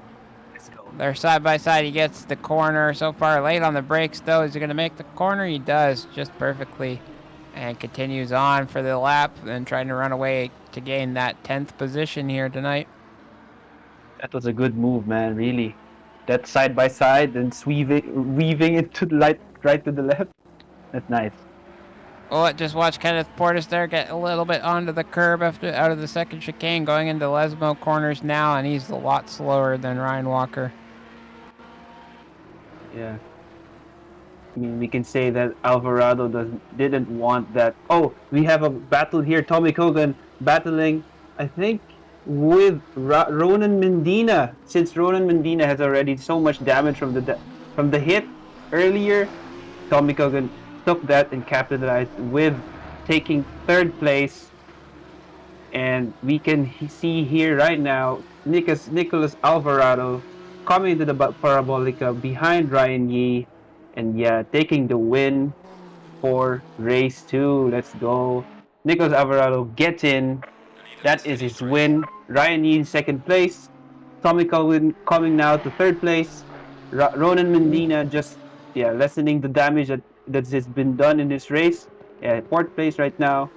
Coming now is Renato Dornelles. Yeah, and Kenneth Portis behind. And yeah, Ryan Walker already. In 8th place is Giordano.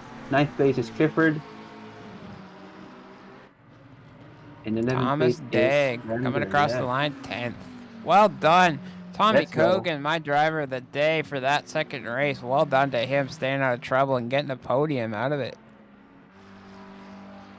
He did a very good job. I think we got to give Medina some credit as well. An amateur class driver currently. Unfortunately, the night, well, it didn't end the way he wanted to, but to sit up front for as long as he did, with the pressure that eventually came and swallowed him whole, he did an incredible job. I'm sure that he will be given a higher rating, but if not, for an amateur class driver, that was one of the best drives I think I've seen. Yeah. Sucks just what happened, really. Well, from everyone here at OOR, thanks for tuning into the stream, hitting that like button. We appreciate all your support and help tonight, and thank you to my fellow commentators. That was a delight and very fun to hang out tonight. Great camera work, of course, from our main man, Malik, there. Thank you very much, and I hope to see you guys next week. I'm out of here. Take care, guys, and talk to you later. Yeah, that's going to be it for you two, I think. Nathan, are you out as well? Yeah, I'm out as well, man. Thank you for the opportunity for bringing me here to commentate with you guys. This has been very fun. A lot of good battles, a lot of good racing, a lot of respectful racing also. And yeah, this has been quite a good race for the NA Blue, and hope to be here as well for the next race. Yeah, well, we'll hop over to NA Red real quick though for the standings for race 2. In the amateur class, it will be Medina in 1st, Friesen in 2nd, Hill 3rd. Pro-Am is Kogan, McIver, and Hasser. And then overall, it is Alvarado, Yee, and Kogan. But we have to jump over here to North American Red Split, as these drivers are getting their qualifying underway. We join them just about halfway through. Subbing in for Casey and Nathan is going to be, if I could just kick my little handy-dandy announcement here, it's going to be Jeff Spangler and Ryan Yee. So 2 drivers from last split will be joining us here for North American Red. So we'll get to see what they thought about their race. But as I struggled to get in the server because I forget how the game works, getting ready here, North America Red. As it stands, these drivers just getting out on track. Currently, the only person close enough is Neltrain. In the McLaren, he's the only person close enough to, looks like, start a new lap, unless in front of him, actually, I lied. It's Co. I'm assuming that's how that's pronounced in the Lexus there. Black Bullet Racing currently not on an outlap. All right, so Snelltrain currently on pole, a 48.6 for him. And across the line, Elliot Levine, 2nd place as it stands. Jonathan Geiger makes it 2nd, so he's taking that away. Kurt Moss will take a second. So a lot of these second places getting swapped around here. Andrew Sear across the line will go up to 4th with a 50.1, so good on him in the Porsche. Dario Maltadini, a driver making his way back up from last season, will be getting his move on as we get through qualifying here. Just about 3.5 minutes to go for North American Red Split. And there's Hamza Golzar. I didn't see him on the attendance sheet, but he is here in the Bentley this time. It's very interesting for him. Again, not the best car, but, you know, if you're looking to eat some curbs, you can absolutely do that. Currently, as it stands, though, who is on pole? It was, I believe, Sneltra. No, it's Golzar on pole, actually. Okay, he is putting the idea of the Bentley being slow to rest. 48.4 for him, so not quite the 47 pace we saw from the North American Blue drivers, but we'll see how things play out here as we get closer and closer to the end of qualifying. A couple more laps here coming out for everybody. Who else? Who's on an outlap right now? It looks like Chris Pace on steady pace. So what a team name for him. What a setup for him. 19th, currently 11th now as it stands. Ben Coe. I'm probably pronouncing that wrong. Male. There's a name I'm going to pronounce wrong later. Coe, though, going on pole with 48.1, so good on him for that. Elliot Levine, currently sitting 15th. Jonathan Geiger is not going to improve, unfortunately. So as it stands, we've got some pace here with these drivers. Coe, the only person close enough to the 47s. We'll have to see how that all plays out as this race goes on. We got Keith Briscoe staying in 8th position. Brian Rasco, another driver who was in OOR last season, currently sitting top 10. Eduardo Sanchez, a newer driver here to North American Sprint, making his debut. Brandon Owlett going 8th fastest. Grant Klinsing, another returning driver. Abe Duarte. We got a lot of returning drivers here actually on the grid. Some new faces as well. We always love to see it. Steve Davis, currently 5th position, joining us from the land down under. Car number 5 in position number 5. Ryan Garrity, the one of my fellow commentators from last season, currently out there in the Audi. Hopefully, I pray for no Audi tings coming his way.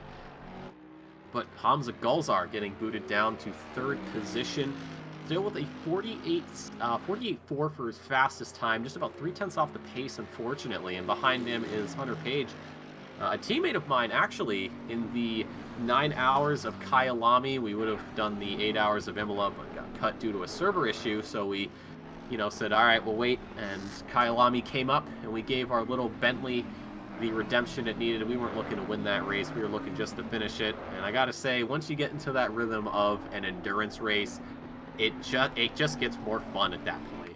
Get those laps run down slowly but surely, and then before you know it, the race is over, and you go, wait a second, we just started. But Tim Brook finding, 404 pace not found, but he's finding pace right now at the 2nd place, a 48.28 for him. So these drivers getting the last couple of laps out. We're actually done with qualifying. Matthias Page will not get a lap, but unfortunately Keith Briscoe stays 11th. Brian Rasco will improve. Chris Sear won't improve. Eduardo Sanchez is unfortunately on an invalid lap. And Brandon Owlett will cross the line. And ladies and gentlemen, I would like to welcome to the booth the Star-Spangled Mangler with the Plangler, Jeff Spangler. Hey man, how's it going? Oh, it is happy to be going here. Great. Oh, of course, happy to have you. So, how did that first race go for you, seeing as you're going from booth, or not from booth, from car to booth? How did it feel? First race was great. I think I've podiumed once before, but it was great I definitely haven't been on pole before. I was on pole once in rookies, and I totally screwed that up. So it was nice to run a good race. I made one mistake, and he just ate me alive over the course of like half a lap. And the Lexus is really fast in a straight line, but so is the Honda. So he got me fair and square. It was a great race. I wish I could say the same about the second, but that's this hobby. There's highs and there's lows. So. Of course. And we would like to welcome as well Mr. Ryan Yee to the booth. Ryan, you're also in that last race. How did you feel? Felt really good. I think I had a lot of pace in the car. It's just a matter of sticking that lap together. It was incredible, the Honda straight line speed. I'm sure that was talked about on the broadcast already, but yeah, it was we killer. definitely, yeah, we talked about it. It is a very quick car in a straight line. So, Ryan, one thing, I don't know if this is opening an old wound for you. Last season, we had one of the craziest finishes I think I've ever seen in any motorsport. How, if it was, again, if it's opening old wounds, I apologize. But what was your reaction upon knowing that you essentially would lose the championship by what is effectively 1 point?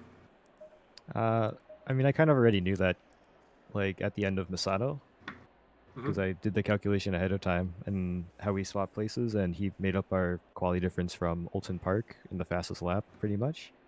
Or he brought it down to 1, or was it 3? I forget. And I knew at Spa, like, I was going to struggle, and the McLaren was really good there. So I was, I was already accepted the fact that, hey, I'm pretty much going to lose unless there's a giant mistake going to happen from Hamza, but he's a quality driver, so I didn't expect it. Too soon, says Race Control. Yeah, you're right. It's too soon. I think the wait time is what, at least 3 years to talk about it. No, I was gonna say you were saying the words about opening old wounds, but you didn't mean them. We all wanted to hear. Well, someone's got to say it. It's gonna be me.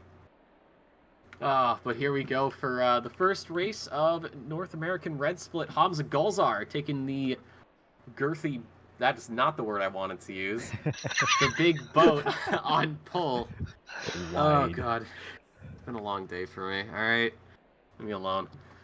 Golzar, though, funny. On pole with Co behind him. And Tim Brook third. Tadas Lutkus, another driver, making a return from...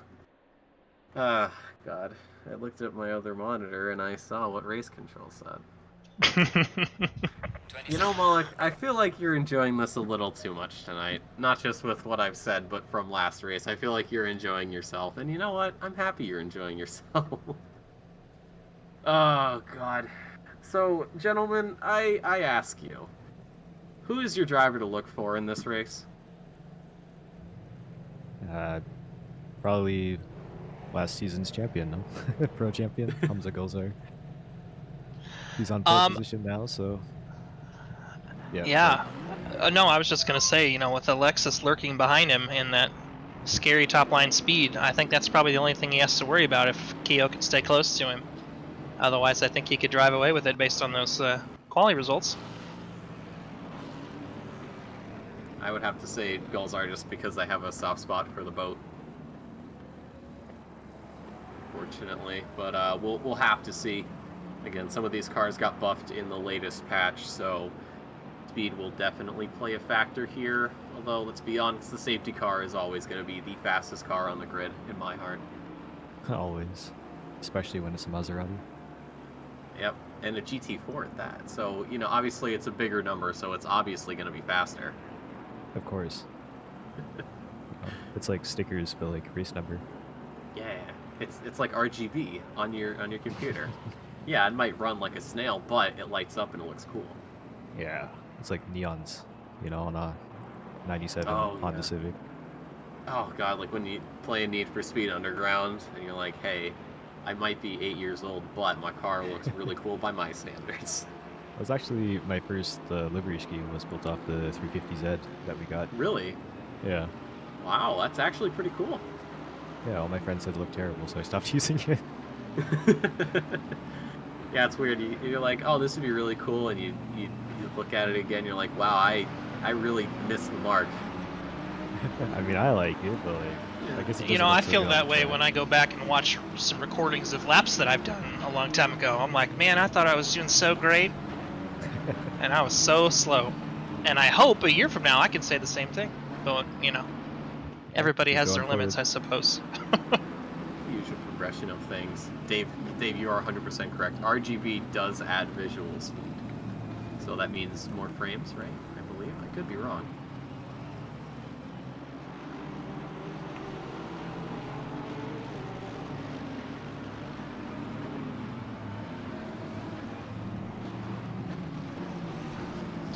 I wouldn't want to try to influence anything, but NA has been sunny skies so far.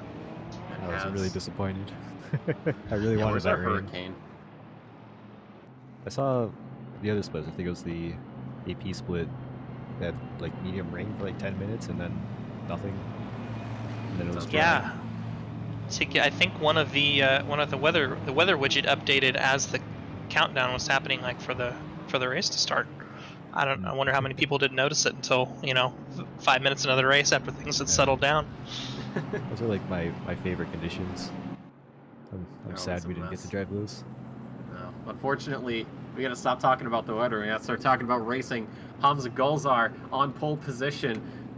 Keo, I forget how to pronounce that. I'm going to say it's Keo.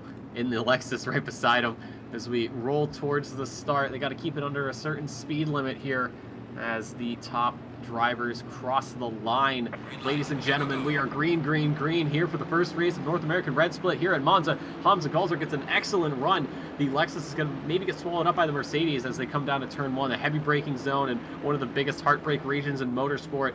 Hamza Golzar is not going to have much to worry about on the brakes through the turn. Everybody else, though, starting to slow down quite heavily, trying to avoid contact and get through the turn. A couple of bumps there, but nothing too crazy, and commemorating everybody for getting through turn 1 in one piece, as Hamza Golzar getting his Boatly moving there, kicking on the jets, and it's going to be Tim Brook down the backside of the Lexus in front. Got some action going on as well in the ladder, or not the ladder, but a little further back on the grid, as we see 5th place, or Tim Brook losing, or not losing the position, almost got the position there, going through the chicane. Kurt Moss, Sam Snelltrain getting ready to do battle. Brian Rasco losing it into Lesmo 1, and that's going to give Brandon Owlett a chance to catch up. Keith Briscoe, Jeff Cohn also getting a little bit of fun there as we hop with 4th and 5th place, 6th and 7th drivers. Tadas Lukas door to door with Grant Klinsing, 2 drivers returning from last season as they go into the Ascari chicane. It's going to be Lukas on the inside, but he's going to be on the outside for the exit, and that's going to give Grant Klinsing a run, and he's going to get that. But now there's a bit of a Mercedes sandwich going on. We've got a slipstream effect going on for 2 of these drivers down the final stretch towards Parabolica, but for the most part, solid lap 1. And as I say that, we got some yellow circles popping up. Never mind. No, I was very impressed. It was like Noah's Ark going into the first chicane there, 2 by 2. They couldn't have done it any better. Very, very impressed. Looks like there's a Honda slowed on the exit of Parabolica.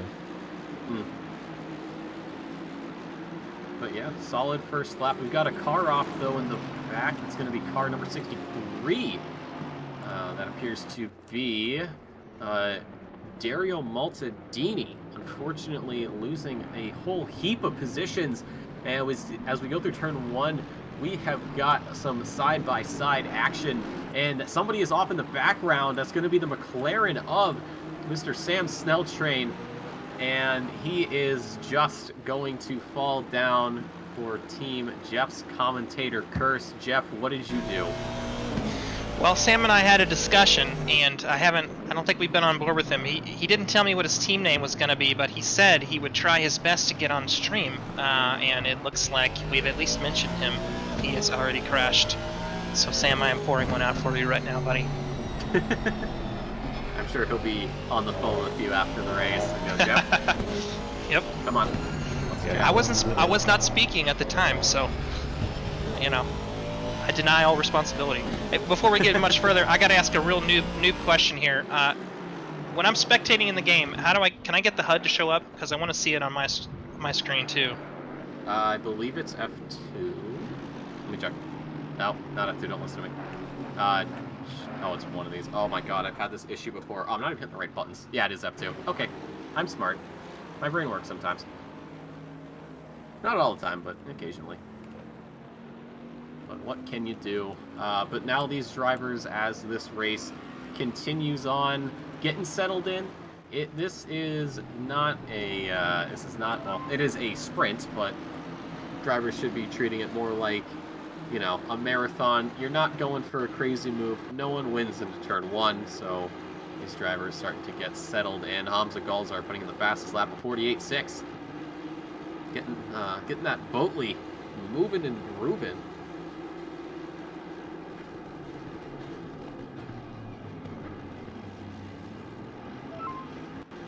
So as we just peer around the grid, Page getting a 15-second penalty for causing a collision on lap 1.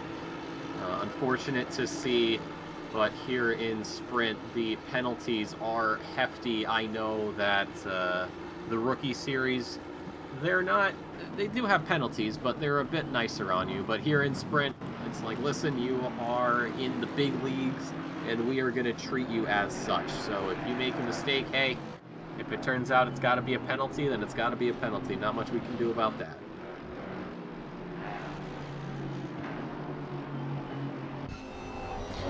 I did happen to see where Ryan Garrity qualified, but looks like he is doing all right for himself.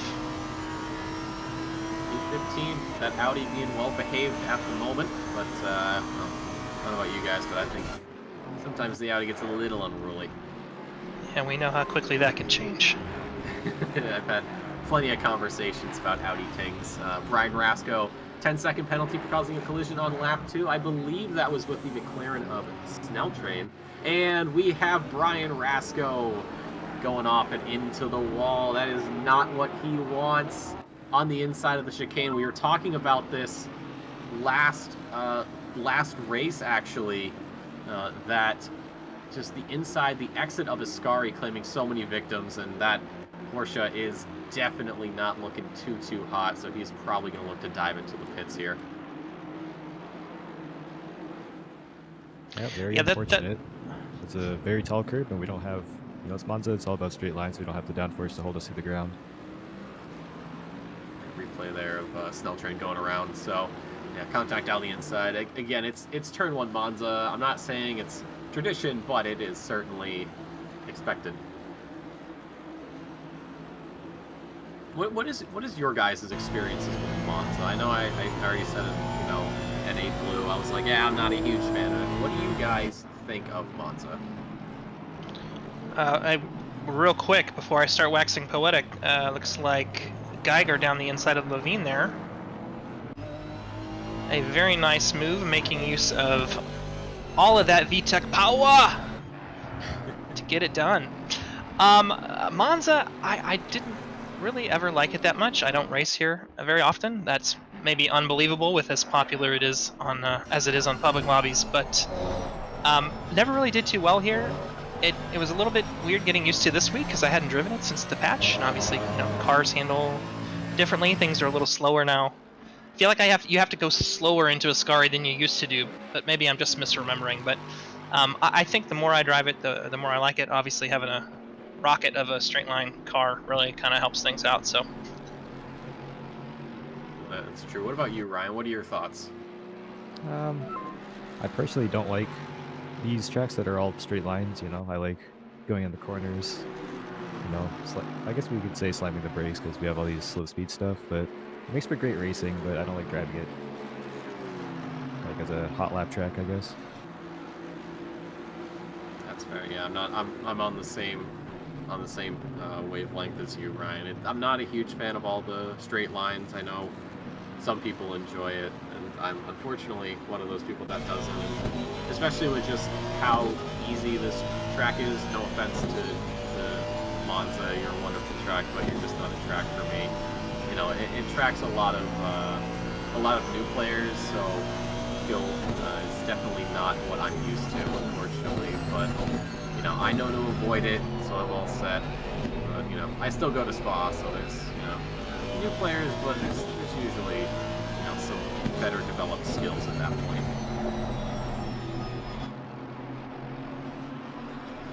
Jay in the chat here, Ryan climbing up the ladder. It does indeed looks like he has moved into P14. Around Sanchez at some point, so who knows? Maybe this is a preview. Perhaps Ryan's going to have wins just from here on out. He might not win here, but come the next race, either race 2 or not end of the season, but the race following this, perhaps we'll see Mr. Garrity top step. Imagine that. Yeah, we've swapped spots. He's now in my spot for red split, and I'm in his spot in the booth. Oh, we have Keith Briscoe going around there at Ascari, claiming another victim. I don't know whether he went in on the inside or the outside, but that Mercedes has a popped hood, so kind of in the same vein as Brian Rasco, and he may be finding his way to the pits for damage repairs. We did also see a position change a little further up, a little bump and run. But speaking of up front, Hamza Gozar with the largest gap we've seen tonight out of any drive. 5.5 seconds just about. We're getting a replay here on board with our unfortunate Mercedes driver and just a little too much power going in and loses that back end. Yeah, that Merc will just rotate right on around you when you don't want it to. Oh, Snell Train. Ooh. I said his name, but the accident had already happened. So again, no blame on me here. A little aggressive there, perhaps. You're free from this one, Jeff, but the next one, I'm not too sure. Although we got to pop on board with Sanchez, who very quickly looked like he might have gotten a move around Levine, but he had to back out. He is currently hunting down that Aston Martin. As they go through Lesmo 1, he almost loses his car, keeps it going though. Good job for him. And I will say, the Lesmos, they don't look too threatening. They look quite innocent, but then you get on them and then you kind of realize the costume's coming off. It's actually the wolf, not the sheep. Yeah, it's even worse if you hit that inside gutter curb. Which I didn't see if he hit that, but that just grabs your car and sends you sideways every time. Oh yeah, I agree with that. I've seen plenty of drivers, myself included, getting, deleted from existence. I will say that it's one of my favorite things about the new update. Curbs are not always killers, and of course it depends on what car you're driving. You don't want to crash over them if you don't need to, but yeah, there's always a lot of time. I think the Lesmos are always very deceptive. You can find a lot of time there. Oh boy. Oh my god. Oh, he saves it. Ooh, that was very, very scary. That was, wow, okay. That was It's incredibly a little close for comfort there. He comes through. Look at the back end just kick up and then just comes across and dives to the inside. That is definitely a brown flag. And I don't know how he didn't hit him there. Wow, that is amazing. Yeah, Owlet really, really throwing the dice there. It's a little early to use all your luck, friends. You should probably save it for later in the season.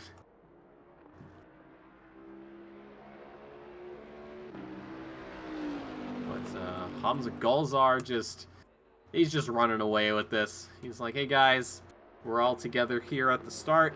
That's really cool. I got things to do. I think he might be going for a Monza any % speed run with the absolute pace he's having right now. I mean, he's still got to wait for everybody else to finish. I don't know what he's trying to accomplish here. World record, Yeah, possibly? slow down. Let the others have a chance. Yeah, can we just get a can we just get a drive-through for Gulzar real quick? Just because make things... No, don't do that. I don't know. Maybe he's got to go to the bathroom. Maybe he's got a date. Who knows? Listen, if I was an OOR champion and I was driving a Bentley, I can promise you ladies would be lining up down the block. So you might be right. Maybe he's got a hot date. I mean, that's what I would lead with. Absolutely. Yeah, of course, of course. I mean, you just go up to her, you go, hey girl, I race an OOR, and she's like, oh my god, what are you doing later tonight? And you're like, I don't know, racing probably. Anyways, we're not here to talk about the single life. We're here to talk about the Monza life. Not a lot of action cropping up at the moment. Drivers just getting the laps rung out here as we climb through these laps. Top four, kind of just all doing their own thing. Closest action we have at the moment, Tadas Lucas and Steve Davis down 5th and 6th place.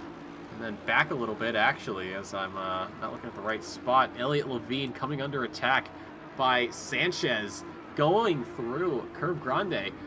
into the second chicane here. Sanchez lining it up, but he's going to have to duck out. Not quite what he wants. And actually, it's going to be Ryan Garrity, currently in 12th position. He's done a great job of recovering, or not recovering, but climbing up the ladder. He was getting a little close there to Levine, but Levine didn't get the best exit there out of the chicane, and Eduardo Sanchez actually got the worst of it as he almost lost the McLaren coming down to the Lesmos. Steve Davis, though, incredibly close to that Aston Martin. Yeah, that little group with Garrity, Levine, and Sanchez will be interesting to keep an eye on. It looks like they kind of keep accordioning back and forth with one another, and maybe that Audi top end will keep Ryan ahead of those guys. We'll have to see. What was the word you used? Accordioning? What? How do you say that? To accordion. I tried to make accordion a verb. I don't think I did it very well. Accordion. All right. Anyways. There's another word. There's a better word for it. I can't think of what it is. I don't know either. My intelligence only runs so far. Is it Constantino? Yes, the concertina effect. Yes, thank you. See? All right. So Ryan's the smart one in the booth. Good to know. And then you got Jeff, pretty smart. I exist. But fastest lap, though, coming in for Quinn Smith, 999, a 148.1. So Quinn Smith currently sitting in P10. He has the fastest lap there in the Honda, so an excellent job from him. We do see Brandon Owlett, the driver from earlier, getting very lucky with avoiding contact. He's now catching up to Steve Davis. So a bit of a group here forming. Tadas Lucas not only keeping his eyes ahead, but keeping his eyes on the mirror. He doesn't want to have some surprise move that comes out of nowhere, but Steve Davis has to do the same thing for Owlett, and Owlett is the lucky one. He doesn't have to focus on anything but what's in front of him, and he actually is going to get a pretty good exit there out of the Lesmo. Coming down this backstretch, he's going to go side by side with the Mercedes driver down into the braking zone here at Ascari. They break at about the same time. It's going to be Brandon Owlett around the outside, then the inside, and they come back. He makes contact with Davis, but Davis getting out of that one in one piece. No heartbreak, thankfully, and now Owlett's got to do all of that again. And that is why that is never a good idea. All the play there is to just slow down, keep your distance a little bit, get a better run out of Ascari, and then you've got it made coming down the straight into this corner, Parabolica right here. There's no need to push that at all. So maybe hopefully he'll learn his lesson. You never know. We'll have to see. Maybe if he'll get another go at the Aussie driver. It is interesting to see an Aussie here in North America. I know we have drivers, at least in NA split, we've got drivers not only from the United States, we've got drivers from Canada, we've got drivers from Mexico, we've got drivers from Argentina, Brazil. I've seen a driver from Jamaica, actually, Kurt Moss. And then we've got Mr. Steve Davis, the lone Aussie in foreign territory. What time is it there for them? Isn't it just about, it's probably what? It's after lunchtime, isn't it? Something like that. Okay. All right, so he Who probably knows told what his lunchtime boss, is like in the future? I don't know. I don't know. Probably told his boss he was going on lunch break. He's like, "Yep, I'll be back in half an hour, sir." And he's like, "Idiot." All right, so here we are again. Is it Owlett? Yeah. Apparently, according to Linton Wills, excuse me, it is 2 p.m. Australian Eastern Daylight gotcha. Time there. So you're It looks right. like- just about. It looks like he's got another shot here at Davis if he plays his cards right. I think he's closed that gap up. A little peek down the inside. We know that's just for show. All right. And it doesn't look like he's going to have enough oomph to get down the straight in front of him here, especially it looks like Davis might have a little bit of a toe from Lucas up there. Maybe not, a little bit further back. But another good one to keep an eye on. If he can play his cards right, I think he can get around him. Fastest lap coming in for Golzar. It's just about 100th faster than the previous best time set by Smith. So it's a 48.1. So again, not quite the 47, but danger close for it. Not as close, or no, because we actually had a 47 last split. So we'll have to see if someone can do that either this race or next. But these drivers, though, a little further back, starting to space out. Gulls are increasing that lead almost 10 seconds. This man has been on a mission. He said, I got pole, time to show him why I got pole. And that gap, it seems like no matter what Tim Brook does, he is just not fast enough to match the absolute Chad Bentley.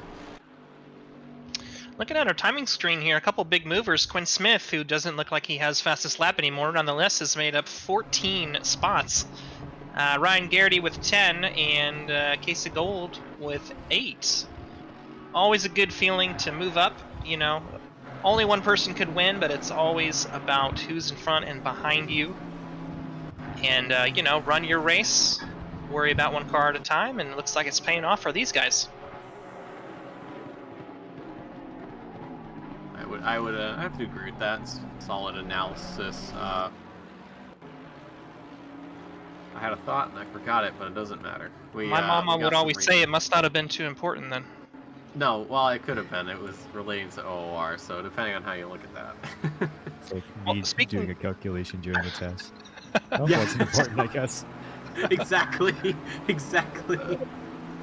Oh, Speaking God. of OOR, Big Natty in the chat, loving the stream, pulled the trigger and rejoined OOR. That makes my heart happy. No, it's always nice to have people come back, whether it's, you know, some of these drivers for another season to sprint, or drivers who, you know, hopped out and did other things but always came back. You know, you're always welcome here. Not just returning drivers, but even new drivers. You know, we gotta get this community growing, show the world what OOR is all about, and well, that's what these streams are all for.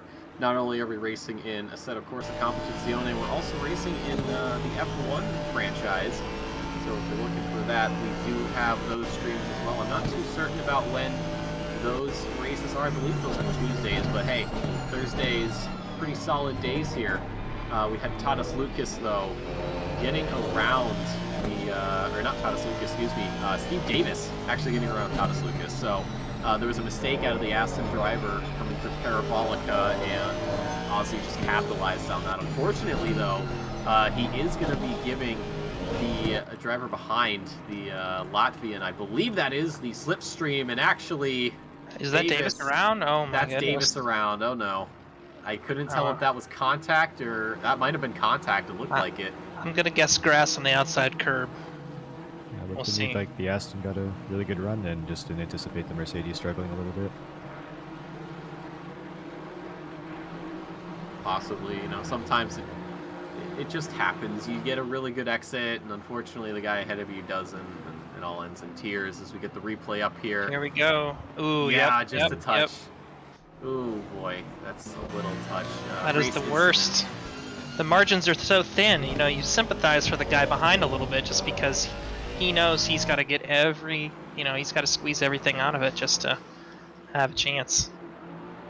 Yeah, I'm sure. And it looks like Davis has gone back to the pits. That is unfortunate, but looks like he is probably retired from this one.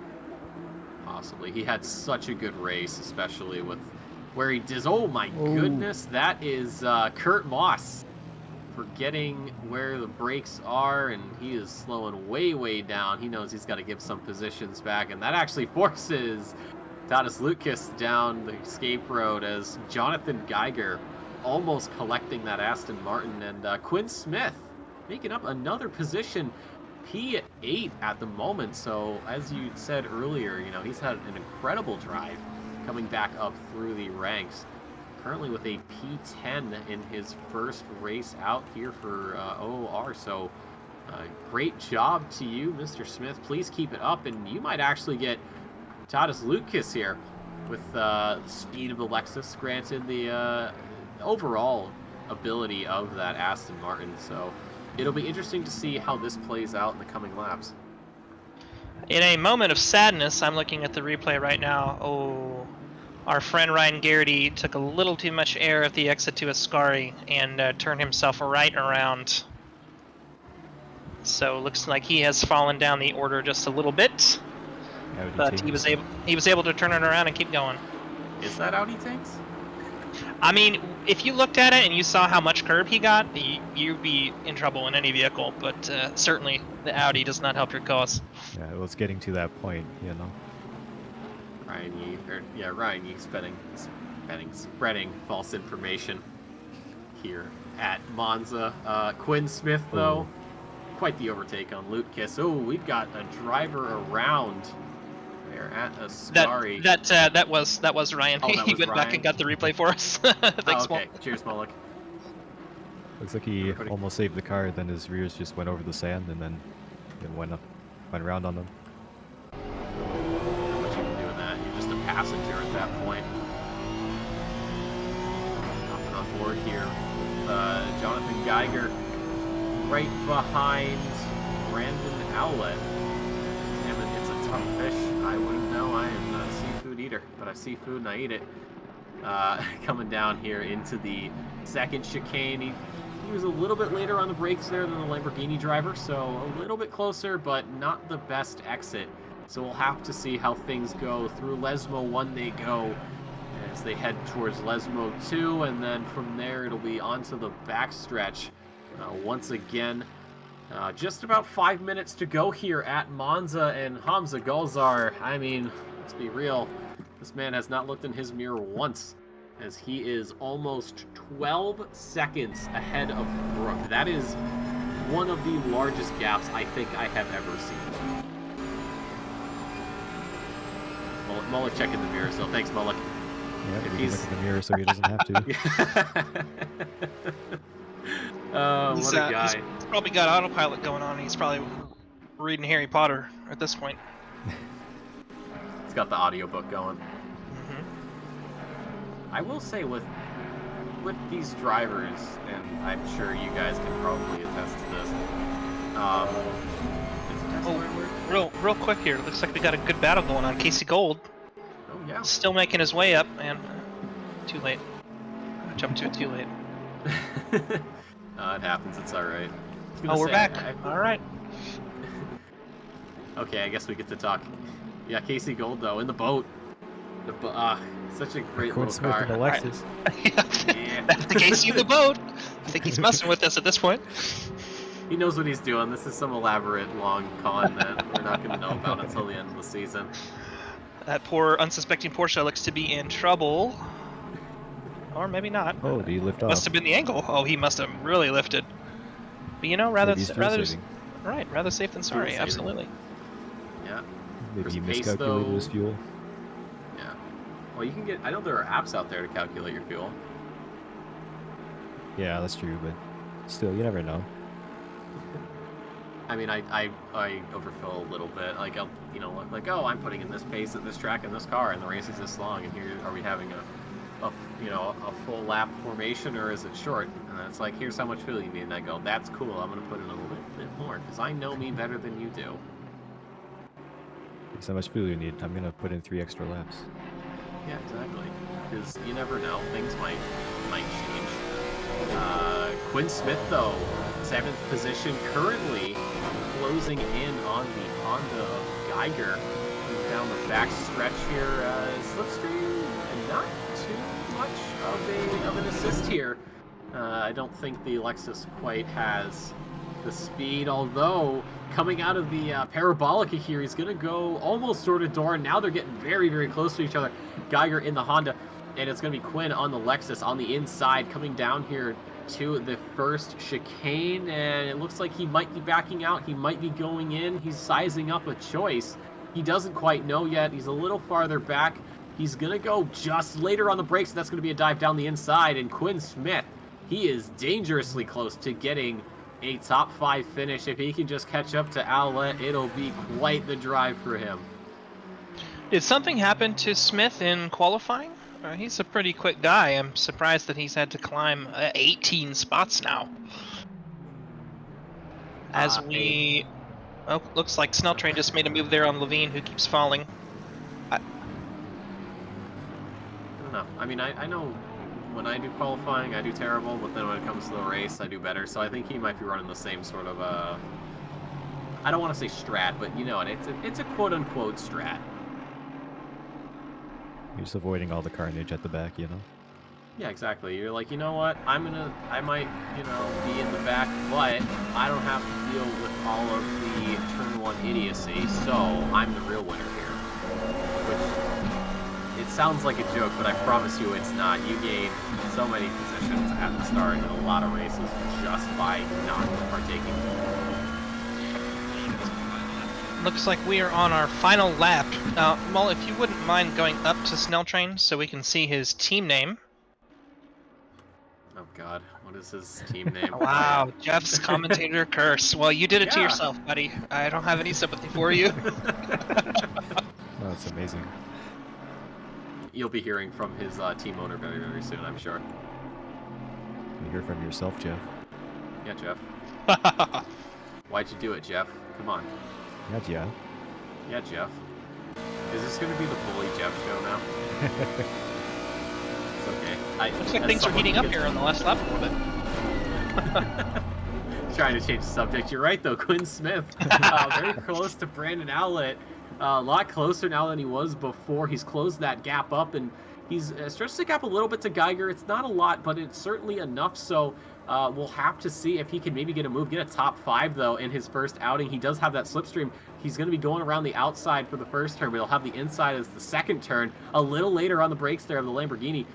And down the inside, and unfortunately he has to go to the escape road, so all of that ground he just made up is going to fall out from under him, as now Geiger getting a little brave, but he's going to just go on the brakes a little too early, and now Quinn Smith with more breathing room, but I don't know if he's going to be able to bring that gap back down that he had to Owlett, unfortunately. But the man of the hour, Mr. Hamza Golzar, last season's champion, around Parabolica for the final time. That boat, she may be big, she may take a lot of effort to get around the corners, but Hamza Golzar makes it look easy, and he's going to pick up a win here at Monza. What a drive out of him. The biggest gap I think we've ever seen in OOR from first to second. Well over 10 seconds as Tim Brook might as well just be in a completely different time frame. As he comes across the line, the gap is 15 seconds, and Ben Keogh making it onto the podium. And Grant Klinsing, P4, and Brandon Owlett, by the luck of his life, will hold on to a P5. Quinn Smith, what a drive out of him, makes it P6. And he almost died right there. Wow. Yeah, very squirrely on that AstroTurf. On Oh the my Parabolica. goodness. Wow. It's deceptively slippery, that AstroTurf. On It the really exit is. Parabolica. Oh, it's scary. It's all rubbered, and then you go on there and it's like, oh, we have wheel spin now. Absolutely. Oh, you I'm wanted to see watching, if your car- Oh, go ahead. I'm sorry. I was going to say, do you want to see if your car is a Dino Queen? Just go on the AstroTurf. Ooh, Oh, what is going late on? dive to the Quinn? outside. Wow. Hey, here it comes. Woohoo! Woohoo! Ooh. Oh my gosh, Oh. he just kept going. He's testing. You know what? He's practicing for the next time he has to save it. You know. It's all part. It's L Plan. I know it's not Alpine, but it's L Plan. It's funny we did mention Casey Gold as we cut to him here. I believe he might have run out of fuel because he's hopped in the pits. We saw him coming out. I was watching him. He just went up on the jacks for a few seconds and came back down. I don't think he was serving a penalty, not that he would have to since we don't have a mandated stop here, but running out of fuel, never a fun thing. Possibly. She a thirsty girl. So let's take a look at the race. The race sheet for everything. For race 1, silver, the safety car is number 1, of course. Go safety car. Amateur class, Ryan Garrity, P1, Casey Gold, P2. For Pro-Am, we've got Davis, P1, Levine, P2, and Sanchez making it a P3. Overall, it's going to be... that is not quite right. That is incorrect. It's actually going to be Golzar on top, and everything else is messed up because game... But we get into the second round of qualifying here. So for those of you just joining us and those unfamiliar with how qualifying works in a super sprint, so you'll have race 1, you go through, you do whatever it is you got to do, and then the top 12 drivers will be put in reverse grid order for the start. So Mr. Golzar, who finished first, will be starting 12th on the grid come race 2, and then second is 11th, 10th, or third is 10th, fourth is 9th, so on and so on. So if you're 13th and below, you will be given time to go out on track, and then whatever position you get, if you just add 12 to that, if you add 12 to the your position, you will get your starting position. Fastest lap though was Gulzar. It was a 48.1.08, I believe, if memory serves. But yeah, getting ready for that, yeah, I don't know how I remember that either. That's insane. It's funny. When I do my personal streams, my chat gives me a hard time because I don't remember things, but then it's like, hey, I remember this really obscure thing that nobody else remembers, because why not? My brain doesn't know. Yeah, but at least you got all the fun facts, right? Yeah. I got a lot of fun facts. It's probably why I forget everything. You know what, Ryan? You might be onto something, and I don't like that. Get out of my head. This is my head. I was here first. Surprise, it's mine. So, looking here at quali, subtract all of the drivers from 1 to 12. Who do you think is going to be your driver to watch from everybody on the track right now? Qualifying? Yes, qualifying, and I guess for the race as well. That's a good question. Guess I'll have to wait and see. Everyone's getting their out laps, so yeah, stupid question. Never mind. No, there's no such Commentators thing. Sam. Were you That's, asking about? Were you asking about out of the people qualifying right now? Yes, yeah. Out of everybody qualifying right now, I mean, obviously we can talk about when the top 12, but qualifying right now, who would be your driver to watch? I think myself, maybe Sam, or maybe Davis, because I know they got a little bit tangled in the last race, so it should really put them out of position. Yeah, what do you got? I think I'm gonna have to go. Sorry, I'm trying to cycle through here to see the it. top of the. Sam. No, yeah, it's got to be my buddy Sam here. I would be surprised if he's not starting in 13th. I would What about have you, to Nick? say probably maybe Snell Train. He's done a pretty solid job here, and in race 1. Obviously, he had a little bit of an oopsie, but he recovered pretty well. I think he was down in last, and then I believe finished within top 15, if memory serves. Actually, I don't even have to remember. See what I'm talking about? Yeah, Like, no, he definitely was in last. Where did he end up? 13th. Oh, that is a very unlucky number in motorsport. Okay. So 13th for him. So yeah, he went down to last, recovered pretty well. So I would say out of this current group, I would say he's my driver to watch. Yeah, that's 3 for Snelltrain, so let's hope nothing bad happens. Well, with a team name like that, I'm not too sure, Jeff. We're tripling down here. So does that Sorry, mean as he's I crunch gonna... on some food, I apologize. What do you have? I want to know. Is it good? They're kind of like cauliflower-based cheese puffs, which All right, I already hate them. No. Let's hear me out. I don't like cauliflower, but if I can't tell it's cauliflower, it's all good. Cauliflower, Okay, or cauliflower broccoli? is just knockoff broccoli. Okay. How dare you? Yeah. If you it's... put cauliflower above broccoli, don't even talk to me. Oh, okay. Oh, okay, sorry, Jay. if cauliflower rice is done right and you can't tell that there's little cauliflower pieces, that's fine. Cauliflower pizza crust, great. What? As long as it doesn't have pineapple. I'm sorry, Jeff, I'm taking a Jeff, stand. Just stop talking. Just No stop talking. pineapple. Please stop. You're making me sad, and I don't like it. Like, oh god. Like, okay, cauliflower rice, fine. Cauliflower pizza crust. You can't even tell. You should try it sometime. I'll leave it at that. No, I think I'll stick to the regular pizza crust. Yeah, But what's I think, even the downside to regular pizza crust? Why do they need to put cauliflower in it? I'm guessing it has to do with carbs. Okay.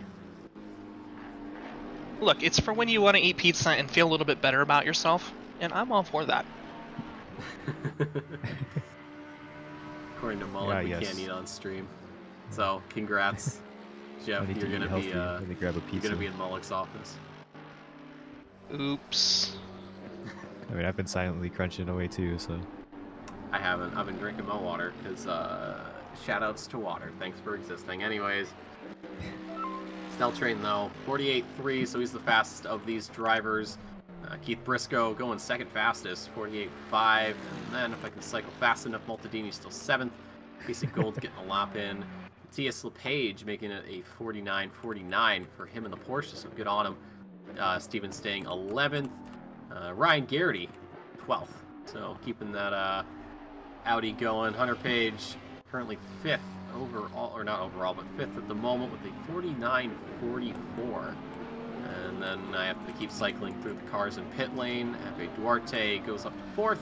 Steve Davis, the man who was doing quite well until near the end, makes it 3rd fastest. And then we've got Eduardo Sanchez and Chris Pace as the last drivers to cross the line for this lap at least. And I believe, I think Matthias LePage might be the last person able to get a flying lap in. If not him, then I'd probably say like Chris Stevens, and then Ryan Garrity will probably miss the window by like 1 second. Oh, the page goes off. Oh, he does. Lesma 1, Well. catching him out. That's the end of his qualifying for sure. 7th right now, so that'll be on a slide. That'll be 19th position as the first grid gets going. But Keith Briscoe currently getting ready for another lap here. One more flying lap for him. So I think I was a bit wrong in my calculations. I think actually I might have been right. I think Stevens will probably be the last person to cross the line able to get a flying lap in. So from him back, probably not. Probably everybody's, either hoping they can get a good improvement or just saying, all right, get across the line. Casey Gold is up 1.3, 1.4 and climbing as he rounds the final corner here. All right, that is some improvement. Solid driving. It's the boat, telling you.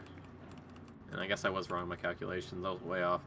So Ryan Garrity staying 14th. We've got Hunter Page 6th overall.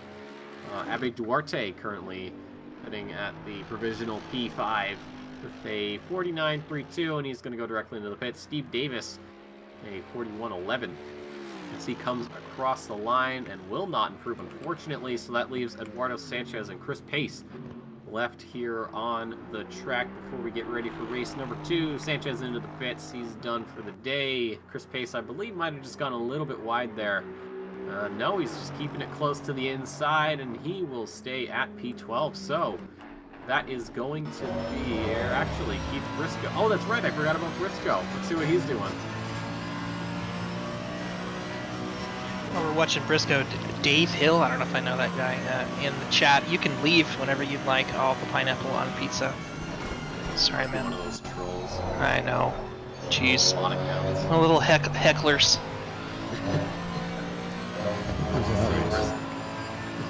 Oh, sorry.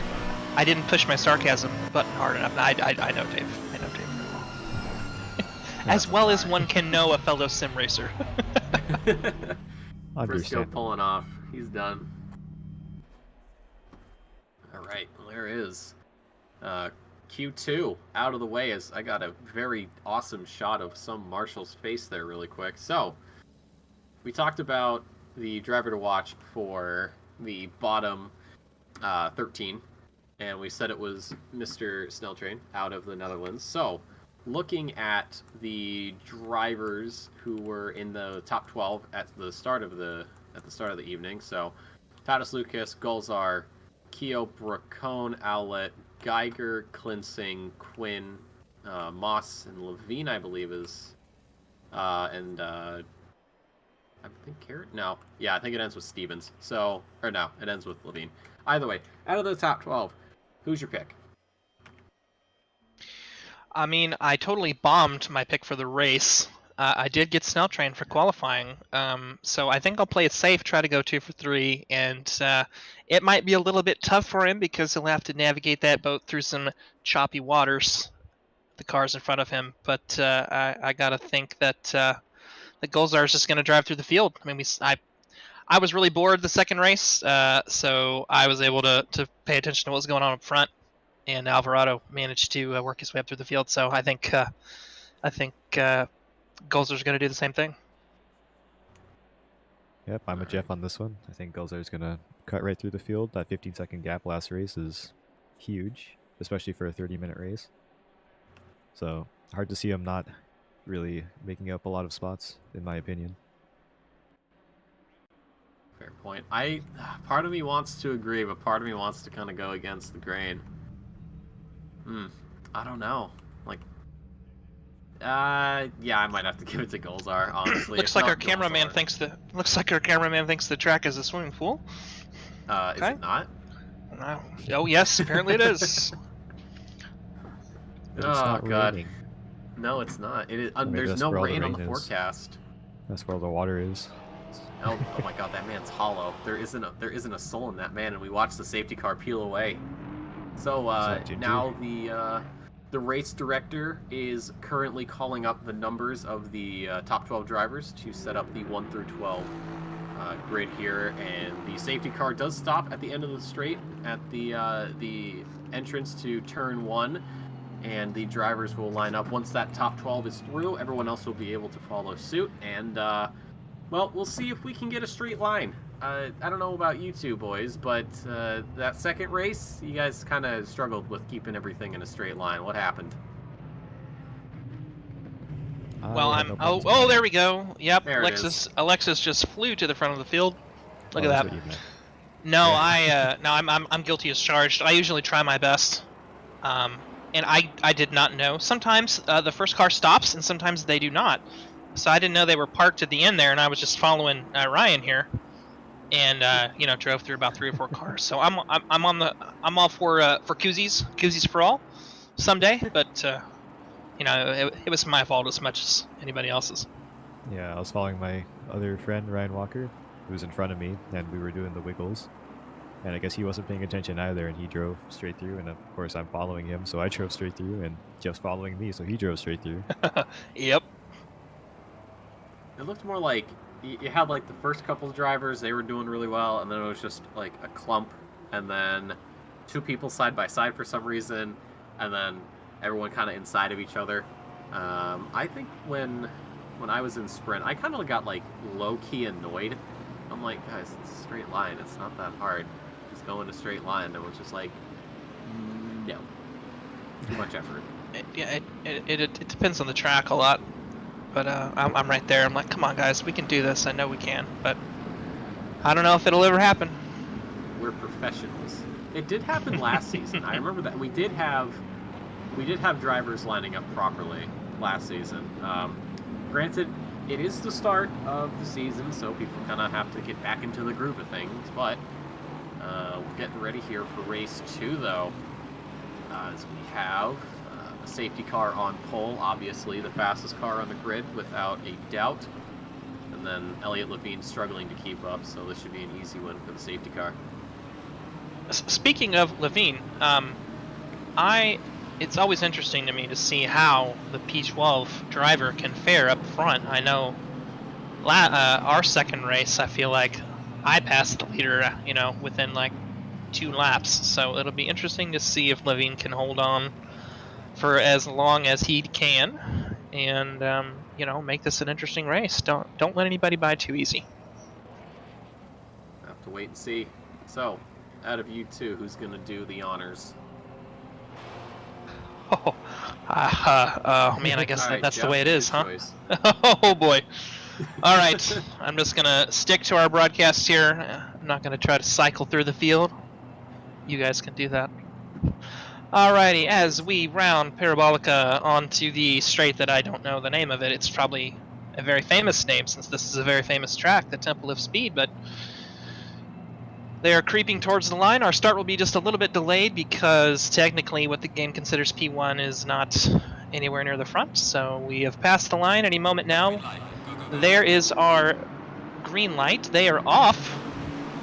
Kurt Moss in the brightly colored Aston has plenty of space. It looks like, I'm sorry, this red car here is going a little bit down towards the inside, and that is never what you want to see. Oh, Moss returning the favor. Everyone else getting a little bunched up there. A couple cars cutting the first chicane just to stay safe, but you do what you got to do. And it looks like Levine has gotten off to a pretty good start, avoided any carnage with this nice group of 4 cars forming up behind him. I see a lot of yellow on that timing screen. I hope that just means some cars were off track temporarily, because it looks like everyone's moving pretty good. But these second races are always tough because you got all those guys bunched back towards the middle, towards the middle of the pack, who are always trying to get up there as fast as they can. A messy start there for Lucas, but staying in that P2 for the time being. But he's got to deal with that front damage, which is definitely slowing him down. So Kurt Moss not going to have too much of an issue as they go door to door under the bridge. And that'll be a very, very easy second place for him. As long as he can just stitch together the exit of Ascari, looks like he should. Geiger, though, having to worry about Tim Brook right behind as they come down. We've got a driver off at Ascari, though. That appeers to be the... Oh, goodness. Gentlemen, who is the driver we all Casey Gold has just gone off into the wall on the left there. I'm not sure if that's who it was. That was, yes, Casey Gold in the Bentley. Yes. Sam Snelltrain, though, the Ascari chicane. Oh my goodness. The picture of sadness right there. Whoops. What's his team name again? Somebody's commentator curse. You're really batting 1,000 right now, Jeff. I warned him. I warned him. And he's playing with fire as he goes into the pits. Unfortunately, it looks like he must have a significant amount of damage to repair. I hope, Sam, if you watch this later, that you're not retiring from the race. But we'll see. Oh, goodness me. But yeah, it starts kind of recovering itself after the bit of a mess we had. Drivers starting to get settled into position, getting ready for the next 30 minutes of racing here around Monza. Elliot Levine, though, getting away quite well, and Kurt Moss following suit, trying to stay close to his fellow Aston. And Brandon Owlett with Grant Klinsing and Eduardo Sanchez in tow. I think we had somebody off at the chicane, but probably little bit of sadness there. Looks like 2 cars came together, and Cone has dropped to second to last place, with Snelltrain still in the pits. No safety cones for that one. Tim Brook, though, around the outside of Tadas Lucas. That's going to be a P6 for him, going through Ascari. Everybody treating Ascari quite nicely. They're saying, hey, we saw what you did to 2 other drivers. Do not want. And just as I say that, Page almost going off into the wall, getting that back end up. Look at this on board. Look at that Lexus top end. Like he was standing still. Quick dive down the inside for Gulzar. That's the P9. This man, he might be doing another speed run. He might be saying, yep, cool race, guys. I got things to do. But he has quite the task ahead of him. P9, and he has to get all the way up. As we see Grant Can anyone Quincy. stop him? I don't know. Maybe he'll be all the way up. Wide Okay. at the first chicane. Oh, yes, he did. Didn't gain any time, though, it doesn't look like. So he should be fine. I was just talking about how awesome that Lexus overtake was, and I noticed now that the red Aston there has a severe case of flappy bonnet, so that was not nearly as impressive as I made it out to be. I apologize, viewers. Wow. The hamster bringing up I don't know if it's a true point. Day races are fine. Night races, it's like the full moon's out. Is the full moon out tonight? Could that possibly be a bit of a problem causer for these drivers? Mysterious ways. Is anybody here a werewolf? I think that's enough. Sounds Anyways. like something a werewolf would say. You don't know, man. Anyways, Moss here, looks like he's been hanging around on Levine's bumper pretty well, and it looks like Aulette's right there. too, so they are definitely keeping it interesting within the first few laps. Andrew Sear with the 5-second penalty for causing a collision on lap 1. You hate to see it. Oh, look at this. On The the Honda outside. of Geiger down the inside.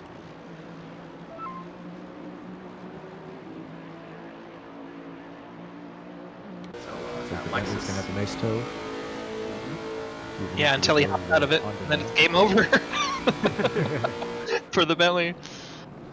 And look at that. Another position. Mr. Galzar, champion from last season, starting to show why he is. He's made up a few positions here at the start. Still 24 minutes to go, so should he continue this this run, he should be able to pick up some positions here. Kurt Moss, though, in danger of losing this P3. Grant Klinsing just peering to the inside, just showing him that he's there. A little psychological warfare going on here. I feel like a psychological aspect of motorsport is not one that's talked about. We always talk about, oh, this driver's faster here, and then, you know, you do this into this turn. But sometimes just showing yourself in a position of I might overtake you can be more than enough to grant you a position. It's something that I feel like some people sort of forget. Oh, absolutely. If you're always within somebody's mirror, they're also, you know, looking at their mirror now. So if you're lucky, they're gonna miss their braking because they're looking in the mirror. Hey, I have to ask, has anybody been cursed badly enough to retire from the race and leave the server? Because it looks like No. Snell Train has indeed Fake news. left the Nice. building. Has your inbox been blowing up with DMs in the last? No, 30 I can seconds? see. I've had 2 Discord oh no, I have 2 Discord pings, and I can see who they're from. Oh, You know who they're from. You should probably have him change his team name.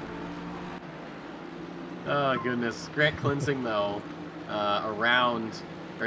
Tim Brook around the outside of his fellow Mercedes driver. Well, that's another position gained. Hamza Golzar picking up another position, P7 though. Although Ben Keogh going down into the braking zone here at turn 1. He's going to opt for the inside line on the second half of it. So this has been quite a run, and ooh, Golzar almost getting turned around, but the Bentley proving why she is quite difficult to spin. Yeah, larger cars, Bentley. Lexus is a pretty chunky boy. Lots of things just bounce off of him. They like to call them shoes. Shoes? Yes. Yeah. You don't hit the shoe, it hits you back. I just describe cars as thick. But never a shoe. Looks like Moss has indeed given up the ghost for second place to Wallet. Ooh, Ooh. car trouble around. there. Oh, Oh. gosh, Eduardo Sanchez. Oh, he's collecting 2 other drivers. Oh my goodness. Oh, Oh wow, my gosh, that is Ryan Garrity terrible. can't decide which side of the aisle to go on. God, Oh, everybody is getting caught out. That was, wow, that was incredibly terrifying. It was very He unlucky is for Ryan. Oh my Orlando goodness. just appeared in front of him and stopped. Sanchez in the pits. No one else in the pits though. Elliot Levine though. He has actually lost his P1 to Brandon Owlett in that. I gotta say that the colors on that Lambo look great, but it's now Owlett ahead of the Aston, but they are just in that slipstream behind one another. It's Levine around the outside. He's gonna duck into the corner and he's gonna get his P1 wow, what a move. Oh, but it might not be set in stone. He goes over the curb on the inside, and that's gonna give Owlett his position back. So for a moment, Elliott saw the light at the end of the tunnel, but it was just a light bulb. As Kurt Moss, though, under attack from Tim Brook. Tim Brook looking to get onto the podium here in race 2. He might try to go around the outside, not quite. He's on the brakes at about the same time as the Aston driver. So they go through the latter half of the chicane, and now heading down towards the Lesmo. Hopefully, we can get through the Lesmo in one piece. I think we'll take a look at that accident here. Or wait, we are not That's in a live replay, shot. are we? That's a live No. shot. Okay. I thought it was It's okay, queuing up here. we got confused by that last race. We had like the camera Oh, there it focused goes. on one thing. Hey, here we go. All right. So let's see what happened here. So this is Eduardo Sanchez. So going into the first Lesmo. Caught the curb. Oh, yep. Clips the curb. Takes Oh, one that is driver out. spectacular avoidance. Yeah, by those drivers, and then Oh my gosh. this was. Oh no. Oh no. Yeah. No, don't do that. Oh, Ryan. Ouch. Okay. Yeah, you never. Oh my gosh. Oh, that is absolutely terrible. Look at this avoidance though from everybody else. Yeah, Sanchez teleported to pits. He's still there. Ryan is making his way back out on track after, I would assume, making some repairs. So he is back and running again. That's something you never want to do when you crash. You never want to reverse. Just stay where you are. I know it might be terrifying, especially at the Lesmo. At least at Lesmo 1, you know, it's blind essentially on the inside because you have not only the guardrail that's there, but you also have the trees and the bushes that block off view. So, you know, you might say, hey, I should back up a little bit, maybe give some space, but it's better just to stay put because you can have things like that happen, which is incredibly unfortunate, but it's just how it is, unfortunately. Golzar, though, looking up another move. Maybe he's going to grab more. They're playing it safe for now. Oh, Trying to get a run on Geiger. That's an interesting line. Don't think that's racing the line, but I don't know. I don't race here that much. Levine? Outlet seems to have consolidated his advantage. Oh yes, he is. He's pulling a Golzar. He's just getting a lead and going from there. Golzar though in 6th place, so he's going to start hunting down 2, 3, 4, and 5, and then well, with 17.5 minutes, just past 17:38, we could maybe see what we saw last race, or not last race, last split actually, with drivers getting comfortable and then getting removed from their comfortable throne. We'll have to wait and see though again, still 17 minutes to go. So anything can happen here at Monza, especially in the OOR. Brooke had a look there through Ascari. Looks like he is keeping a pretty close distance to Levine in front of him. Don't know if it'll be enough to make the overtake here. But Golzar looks like that boat is a speedboat right now. On that Lexus, making it 3 Oh, wide. wow. Oh god. It's very close. Small taps. Oh my goodness. Well done, Beautiful. gentlemen. Incredible. Golzar, P5. Do you think... I feel like Golzar got his games mixed up. This is not Hydro Thunder. This is ACC. What a game. Dude, I would kill to have that cabinet.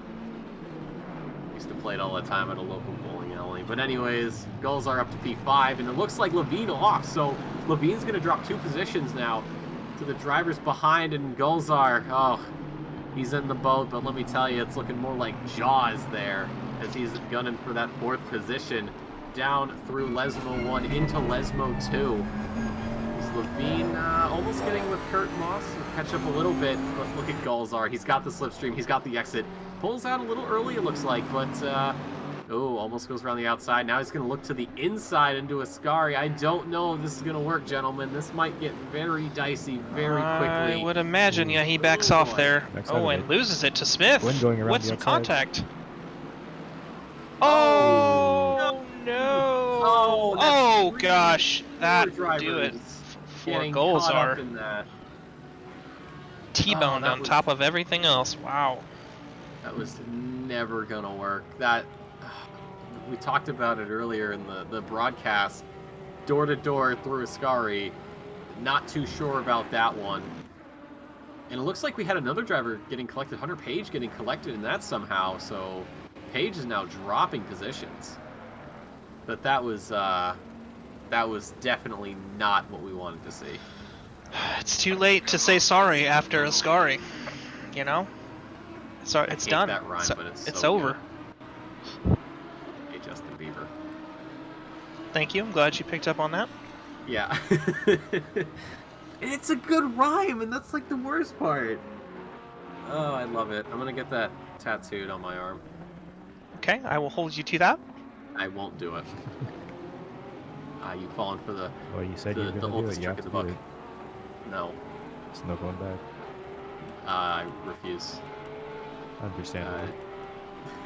So it not looks in the like contract. Golzar has settled into 13th position here, hunting a distant relevant of famous New York Yankees pitcher. You know what? If I'm gonna make the reference, I need to remember his whole name. Oh Cone. my god. David Cone. There it is. David Cone threw a no-hitter or a perfect game. I can't remember which. But making easy work of Mr. Cone there. Sure. He'll definitely be picking up a penalty though for that. That was a driving incident, but I think it does warrant a penalty. Oh, you think Golzar? Especially. Yeah, because I mean, you could say, oh, racing incident down the inside, and you know, if it had just been a slight tap, then that wouldn't have been anything. But when everybody ends up losing, I think you might have to dish out something. But we'll have to see what the stewards say. Oh, I'm sorry. Yeah, we might get a look at it here. I'm not sure, but if we do, I think he had kind of backed out of it, and Smith was a little aggressive, not anticipating that backup in traffic, and kind of dinged him. So we'll see. As someone else is off there. His pace, off the pace, and hits the wall with his face. So, Scary claiming another victim. Listen, if you can rhyme, I can rhyme. I'll tattoo that one on my arm. I will not hold you to that because I am not being held to. Oh, looks like we have a so. safety car. My goodness, everybody's slowed down. What is the leader slowed down? Oh yes, we do have a safety What car. has happened? I'm surprised the safety car came out, especially Looks like they're with how still much going. carnage we've had so far. Yeah, I just cycled through the field real fast. I don't see anybody still off, but it might have been related to the that pace reduction we saw there just a few moments ago. Probably. Ike Guy, that is indeed the Star-Spangled Mangler with the Pangler, Jeff the Pangler Spangler. Hi, Guy. What's up, my man? How's it going? Hope you're well. Let's see what the replay's got for us. So this is from the perspective, or at least not the perspective, but this is just on board with Ooh, somebody. caught the curb. Oh, yeah. Yep, there's the contact with Golzar and friends. And you can see it's just one person and the speeds you're at, it just all goes wrong. Now, I want to know how Page got involved with that in the McLaren, because unless that wasn't getting involved, then it might have just been a regular incident. I couldn't quite tell, but yeah, you see just a couple taps and everybody's around. I think safety car driver was bored. He probably was lobbying the stewards to get out there and run a few laps. No, Michael, this is this is not right. There was a reference, I watched a little bit of one of the AP streams, to a reference to allowing the lap cars to pass earlier, so we'll see what happens. Well, thankfully this isn't the championship race, so we should be fine. These drivers are now just plowing through the runoff. Couple cars in the pits, one car, Quinn Smith, after that unfortunate incident. Looks like he might have retired. Yeah, he's got a lightsaber, so might also have something to do with it. Driver's getting around to the start here, so the safety car parked just outside of the escape road at turn 1, so safety car will start moving as the field closes up.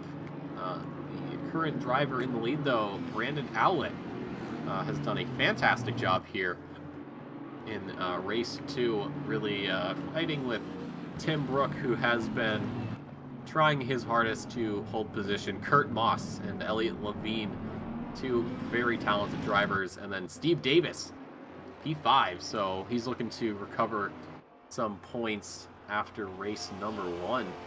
But yeah, it was going pretty good, so the first safety car of Season 8 for North America.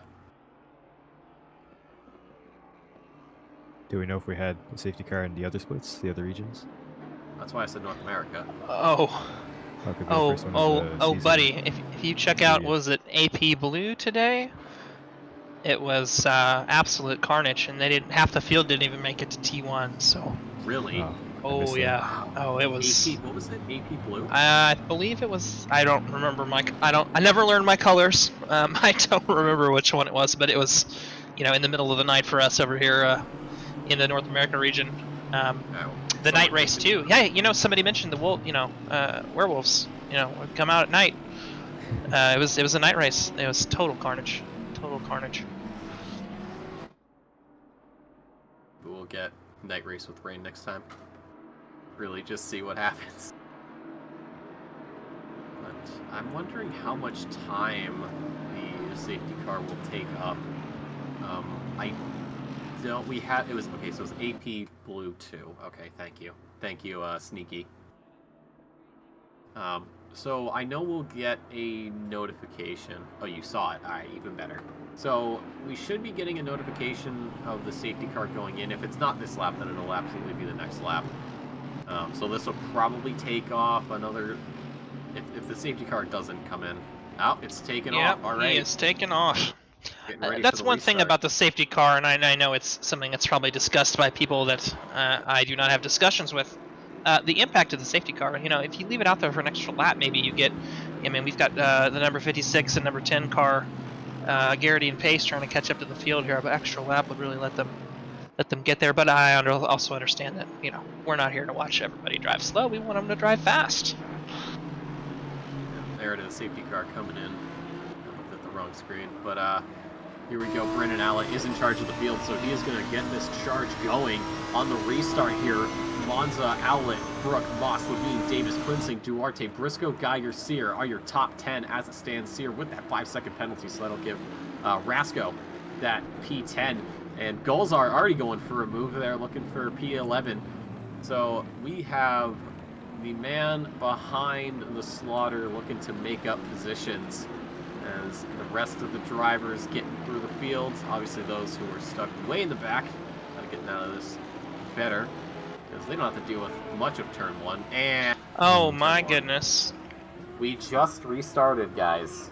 We just restarted. I want to see, is the safety car going back out? I don't know. It's putzing down pit lane right now. It's getting back into position at least. So hopefully it doesn't come back out. Now it looks like she's being parked. So there you go. What a Safety car says you guys can sort that one out yourselves. we only Looks get like a they certain have. amount of- we only put a certain amount of gas in it per race, all right? But this Okay. is this looks like the replay Throw enough gates of for us to pick up, this but is he's still this is sitting blue in split. first. Okay, I gotta see this. Oh yes, please. Let's see this. Oh. Yes. 12, here we go. So Here's the here we are, instant turn replay. 1. What happened at the Oh. start? This is excellent producing here. Incredible. Oh my There we lord. go. Right. I don't now here like we go. this. Are you Yep. serious? Oh yeah. That is... No Alright. weather. One car goes through another one. Yep, right there. That. Yeah, exactly. Oh, the That is GTR slotted literally- perfectly between. That's a See pub that? lobby. So Yes. do we know who is casting the AP Blue? I know Mullick was and some other folks, but that must have been traumatic for them to watch live. Just need 3 Mullick words, and was- they're dead. They're dead. I have 2 clips of Mullick from when he did some casting when he started yelling. They're really good. I think I have one. It was like the Nickelback "Look at this photograph" meme. I love Except Yep. instead of photograph, it was effing car park.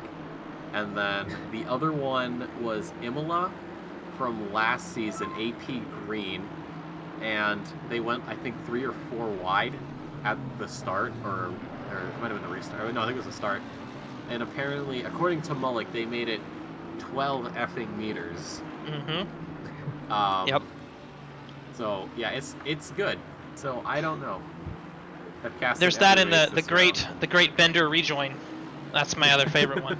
Oh, looks that's like good, yeah. yeah, looks like Lucas has picked up a penalty on lap 12. So I guess they're through 12 now. So last lap, I wonder if it was that little pile up.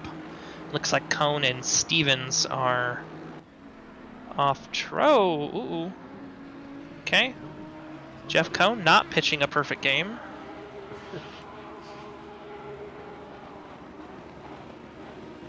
Cubs have had some great content. Rasco Yes, and Sear. Okay. Oh wow, we have 3 Porsches in a row here, so they can all decide who can go slowest in a straight line. This is great. Probably the person with a 10-second penalty. They have the most to lose. Although, LePage with the slipstream on Rasco, I don't think it's going to do too much, so we'll have to see how it looks going through Parabolica here. Again, like you said, it's 3 Porsches. Who's going to be the slowest of the 3? They head down the front stretch. Back up front, though, Brandon Owlett holding off the charging Tim Brook as we get ready for, I want to say, 2 more laps here at Monza. I believe 2, maybe 3, actually, come to think of it. So we'll have to see if Tim Brook can maybe overtake the Lamborghini in the dying stages of this race. But yeah, as it stands, though, after some carnage, everyone's getting along nicely. Wow, what a run through there by Brook. Ooh. I don't think he's got enough room to do anything about it here, though. It's this one that's really important, and he struggles to exit Lesmo 2. Owlett positioning his car perfectly to not give Brook a chance. In the chat, Mike Guy with a couple questions. Who's in the booth? We have our mainstay for North America, Nick Amon. I'm Jeff Spengler. We have Ryan Yee on our debuts. And I can't see the pens. I'd like the layout, but is there any way to show pens? Yeah, I wish we could see that too. I know it cycles through some things like how many positions gained, but it would be nice to see penalties there. Well, I have the game open as well as having the camera on the other monitor. We've got Andrew Sear with a 5-second penalty, LePage with a 10-second penalty, Sanchez with 15, and Lutkus with a drive-through, although he is sitting in the pits right now. So that's where we stand with penalties at the moment. How did he pick up a drive-through? I saw Race have no Control gave him idea. 5 seconds. I don't know what he could have. I haven't seen anything else pop up. I wonder if it was track limits. That's usually the other. The only other reason is Duarte falling down the order. Oof. I really like that color. That's a nice orange color. It is. Oh, well, let's not look. Oh, God. Duarte, please. We just had to talk about reversing. Let's not. Well, he's going to go back out, so he's feeling himself, and that'll give Eduardo Sanchez a position at least. Don't know if we'll be able to keep it because of that 15-second penalty. But Tim Brook, Brandon Owlett pulling away here. Brook a lot closer. Now, he had an excellent run out of the second chicane. This is, looks like this is... Oh, goodness. Little bit impatient there. Yep, little bit. Getting the blue flags, probably getting the headlights too, so we'll see how that goes down. That is definitely not what you want to do, especially here in the OOR. That I know that there's, I think the ruling for blue flags is 3 headlight flashes and then you get penalized. I believe that's what it was. I don't believe there is really any tolerance for headlight flashing here. I've seen somebody flash once and get a penalty for it. Really? Yeah, I think so. I'm not entirely sure. Somebody will have to check me on that. No, I don't think. I mean, I know it happened last season. Obviously, blue flags always happen, but I didn't see it last season, and it certainly didn't happen when I was racing. So I know. I remember in the rule book, unless they changed it, but I believe at the time, the max was 3 headlight flashes, and then the blue flag driver would get a penalty. Can flash for blue flags once, but not for position. Okay, that's what it was. All right. We've got some action here. I think I know who's going to win this race, but maybe not. Low Porsche. As the Porsche is making me look bad and is pulling away. Wow, that Merc might have some damage. There's no way it should be getting eaten up like that. Briscoe, I think he might have been involved earlier, so he might have gotten involved. You're right. Yes. Lap here. I was just gonna say, Golzar not getting the result he wanted, but he did at the start of this lap have Levine in his sights, and it looks like he is going to get that one done with a potential opportunity to pick up another spot before the end of it. Job well done for him. Crashed and still made it back, so he's really showing why he is one of the scariest drivers on this grid, and he's not even wasting any more time. Down the inside of Geiger, who runs wide, so that's a P5 for Golzar. What an absolutely insane recovery drive out of him. You know, you saw the domination in race 1, gets the reverse grid, gets caught up in an accident that, you know, he started and recovers nicely back to P5, but Brandon Owlett, he looking to be the man of the hour here. He's been battling with Tim Brook all night. He's been keeping him at bay, giving him a hint of something, but just sneaking it right back as they go around Parabolica for the last time. Slow in and powering out. But Brandon Owlett in the Lamborghini is going to win race number 2 here at Monza. Tim Brook just about half a second behind, and Kurt Moss on the podium. Steve Davis, the man who was doing so well last race, has redeemed himself and makes it P4. And Hamza Golzar, after one of the most interesting starts, or at least interesting midpoints of a race, recovers and makes it a P5. Geiger P6, Levine 7, Klinsing, Sear, LePage is going to be 8, 9, and 10, but those penalties will apply, so I believe it's going to be Brasco, Briscoe, and Stevens to round out that top 10. Looks like Levine and Geiger, a 10th, just over a 10th as they cross the line. Extremely close. Yeah, I was going to say, Sear finishing in 9th, a great finish, but with a 5-second penalty, that could drop him 3 or 4 spots at least, looking at the intervals there. We had a lot of close cars there in that mid-pack after the safety car. Certainly very, very close there, but a couple of oopsies. But we've made it to the end of the second race here at Monza. So that will that'll do it for these guys. So once the game decides to switch us over, we'll take a quick peek at the timetables here. Whenever that happens, there, we'll just do it ourselves. Whatever. So looking at the timetables, for silver class, obviously safety car, the best. Amateur, it's going to be Ryan Garrity alone this time around. Pro-Am, Davis, LePage, Cone, and overall, Owlett, Brook, and Moss are your top 10. But that will do it for us tonight here for North America. Season 8 is underway, and we have got plenty of action in the coming weeks. We'll be back again next Thursday. I believe we are going to be at Paul Ricard next week. How do you guys feel about PR? What's your opinion? Oh, I love that track. I hate that Everyone track. hates it because they say it's a mix and match kind of thing. You know, where do I go? But it makes for excellent racing, in my opinion. Fair. Jeff, what do you got? Closing. Yeah, of the opinion? people that like it, they always say, you know, it's good racing, terrible hot lapping. I'm just not that good at it, so it's probably my least favorite track outside of Laguna Seca. Don't get me started on that, but anyways, we'll see how it goes next week. Yeah, that's it for us. Thank you everybody for joining. You've been great. Shout outs to Mullick for the excellent camera work as always, and also I'll be seeing all of you at our wedding here in just a short amount of time. But yes, that's it for us. My name is Nick Amon. I've been joined alongside Jeff Spangler, Ryan Yee, Nathan Villagana, and Casey Gold, excuse me. But we'll see you guys next week. Thank you all for stopping in, and have a wonderful rest of your evening. I'll catch you later. Have a good night, folks.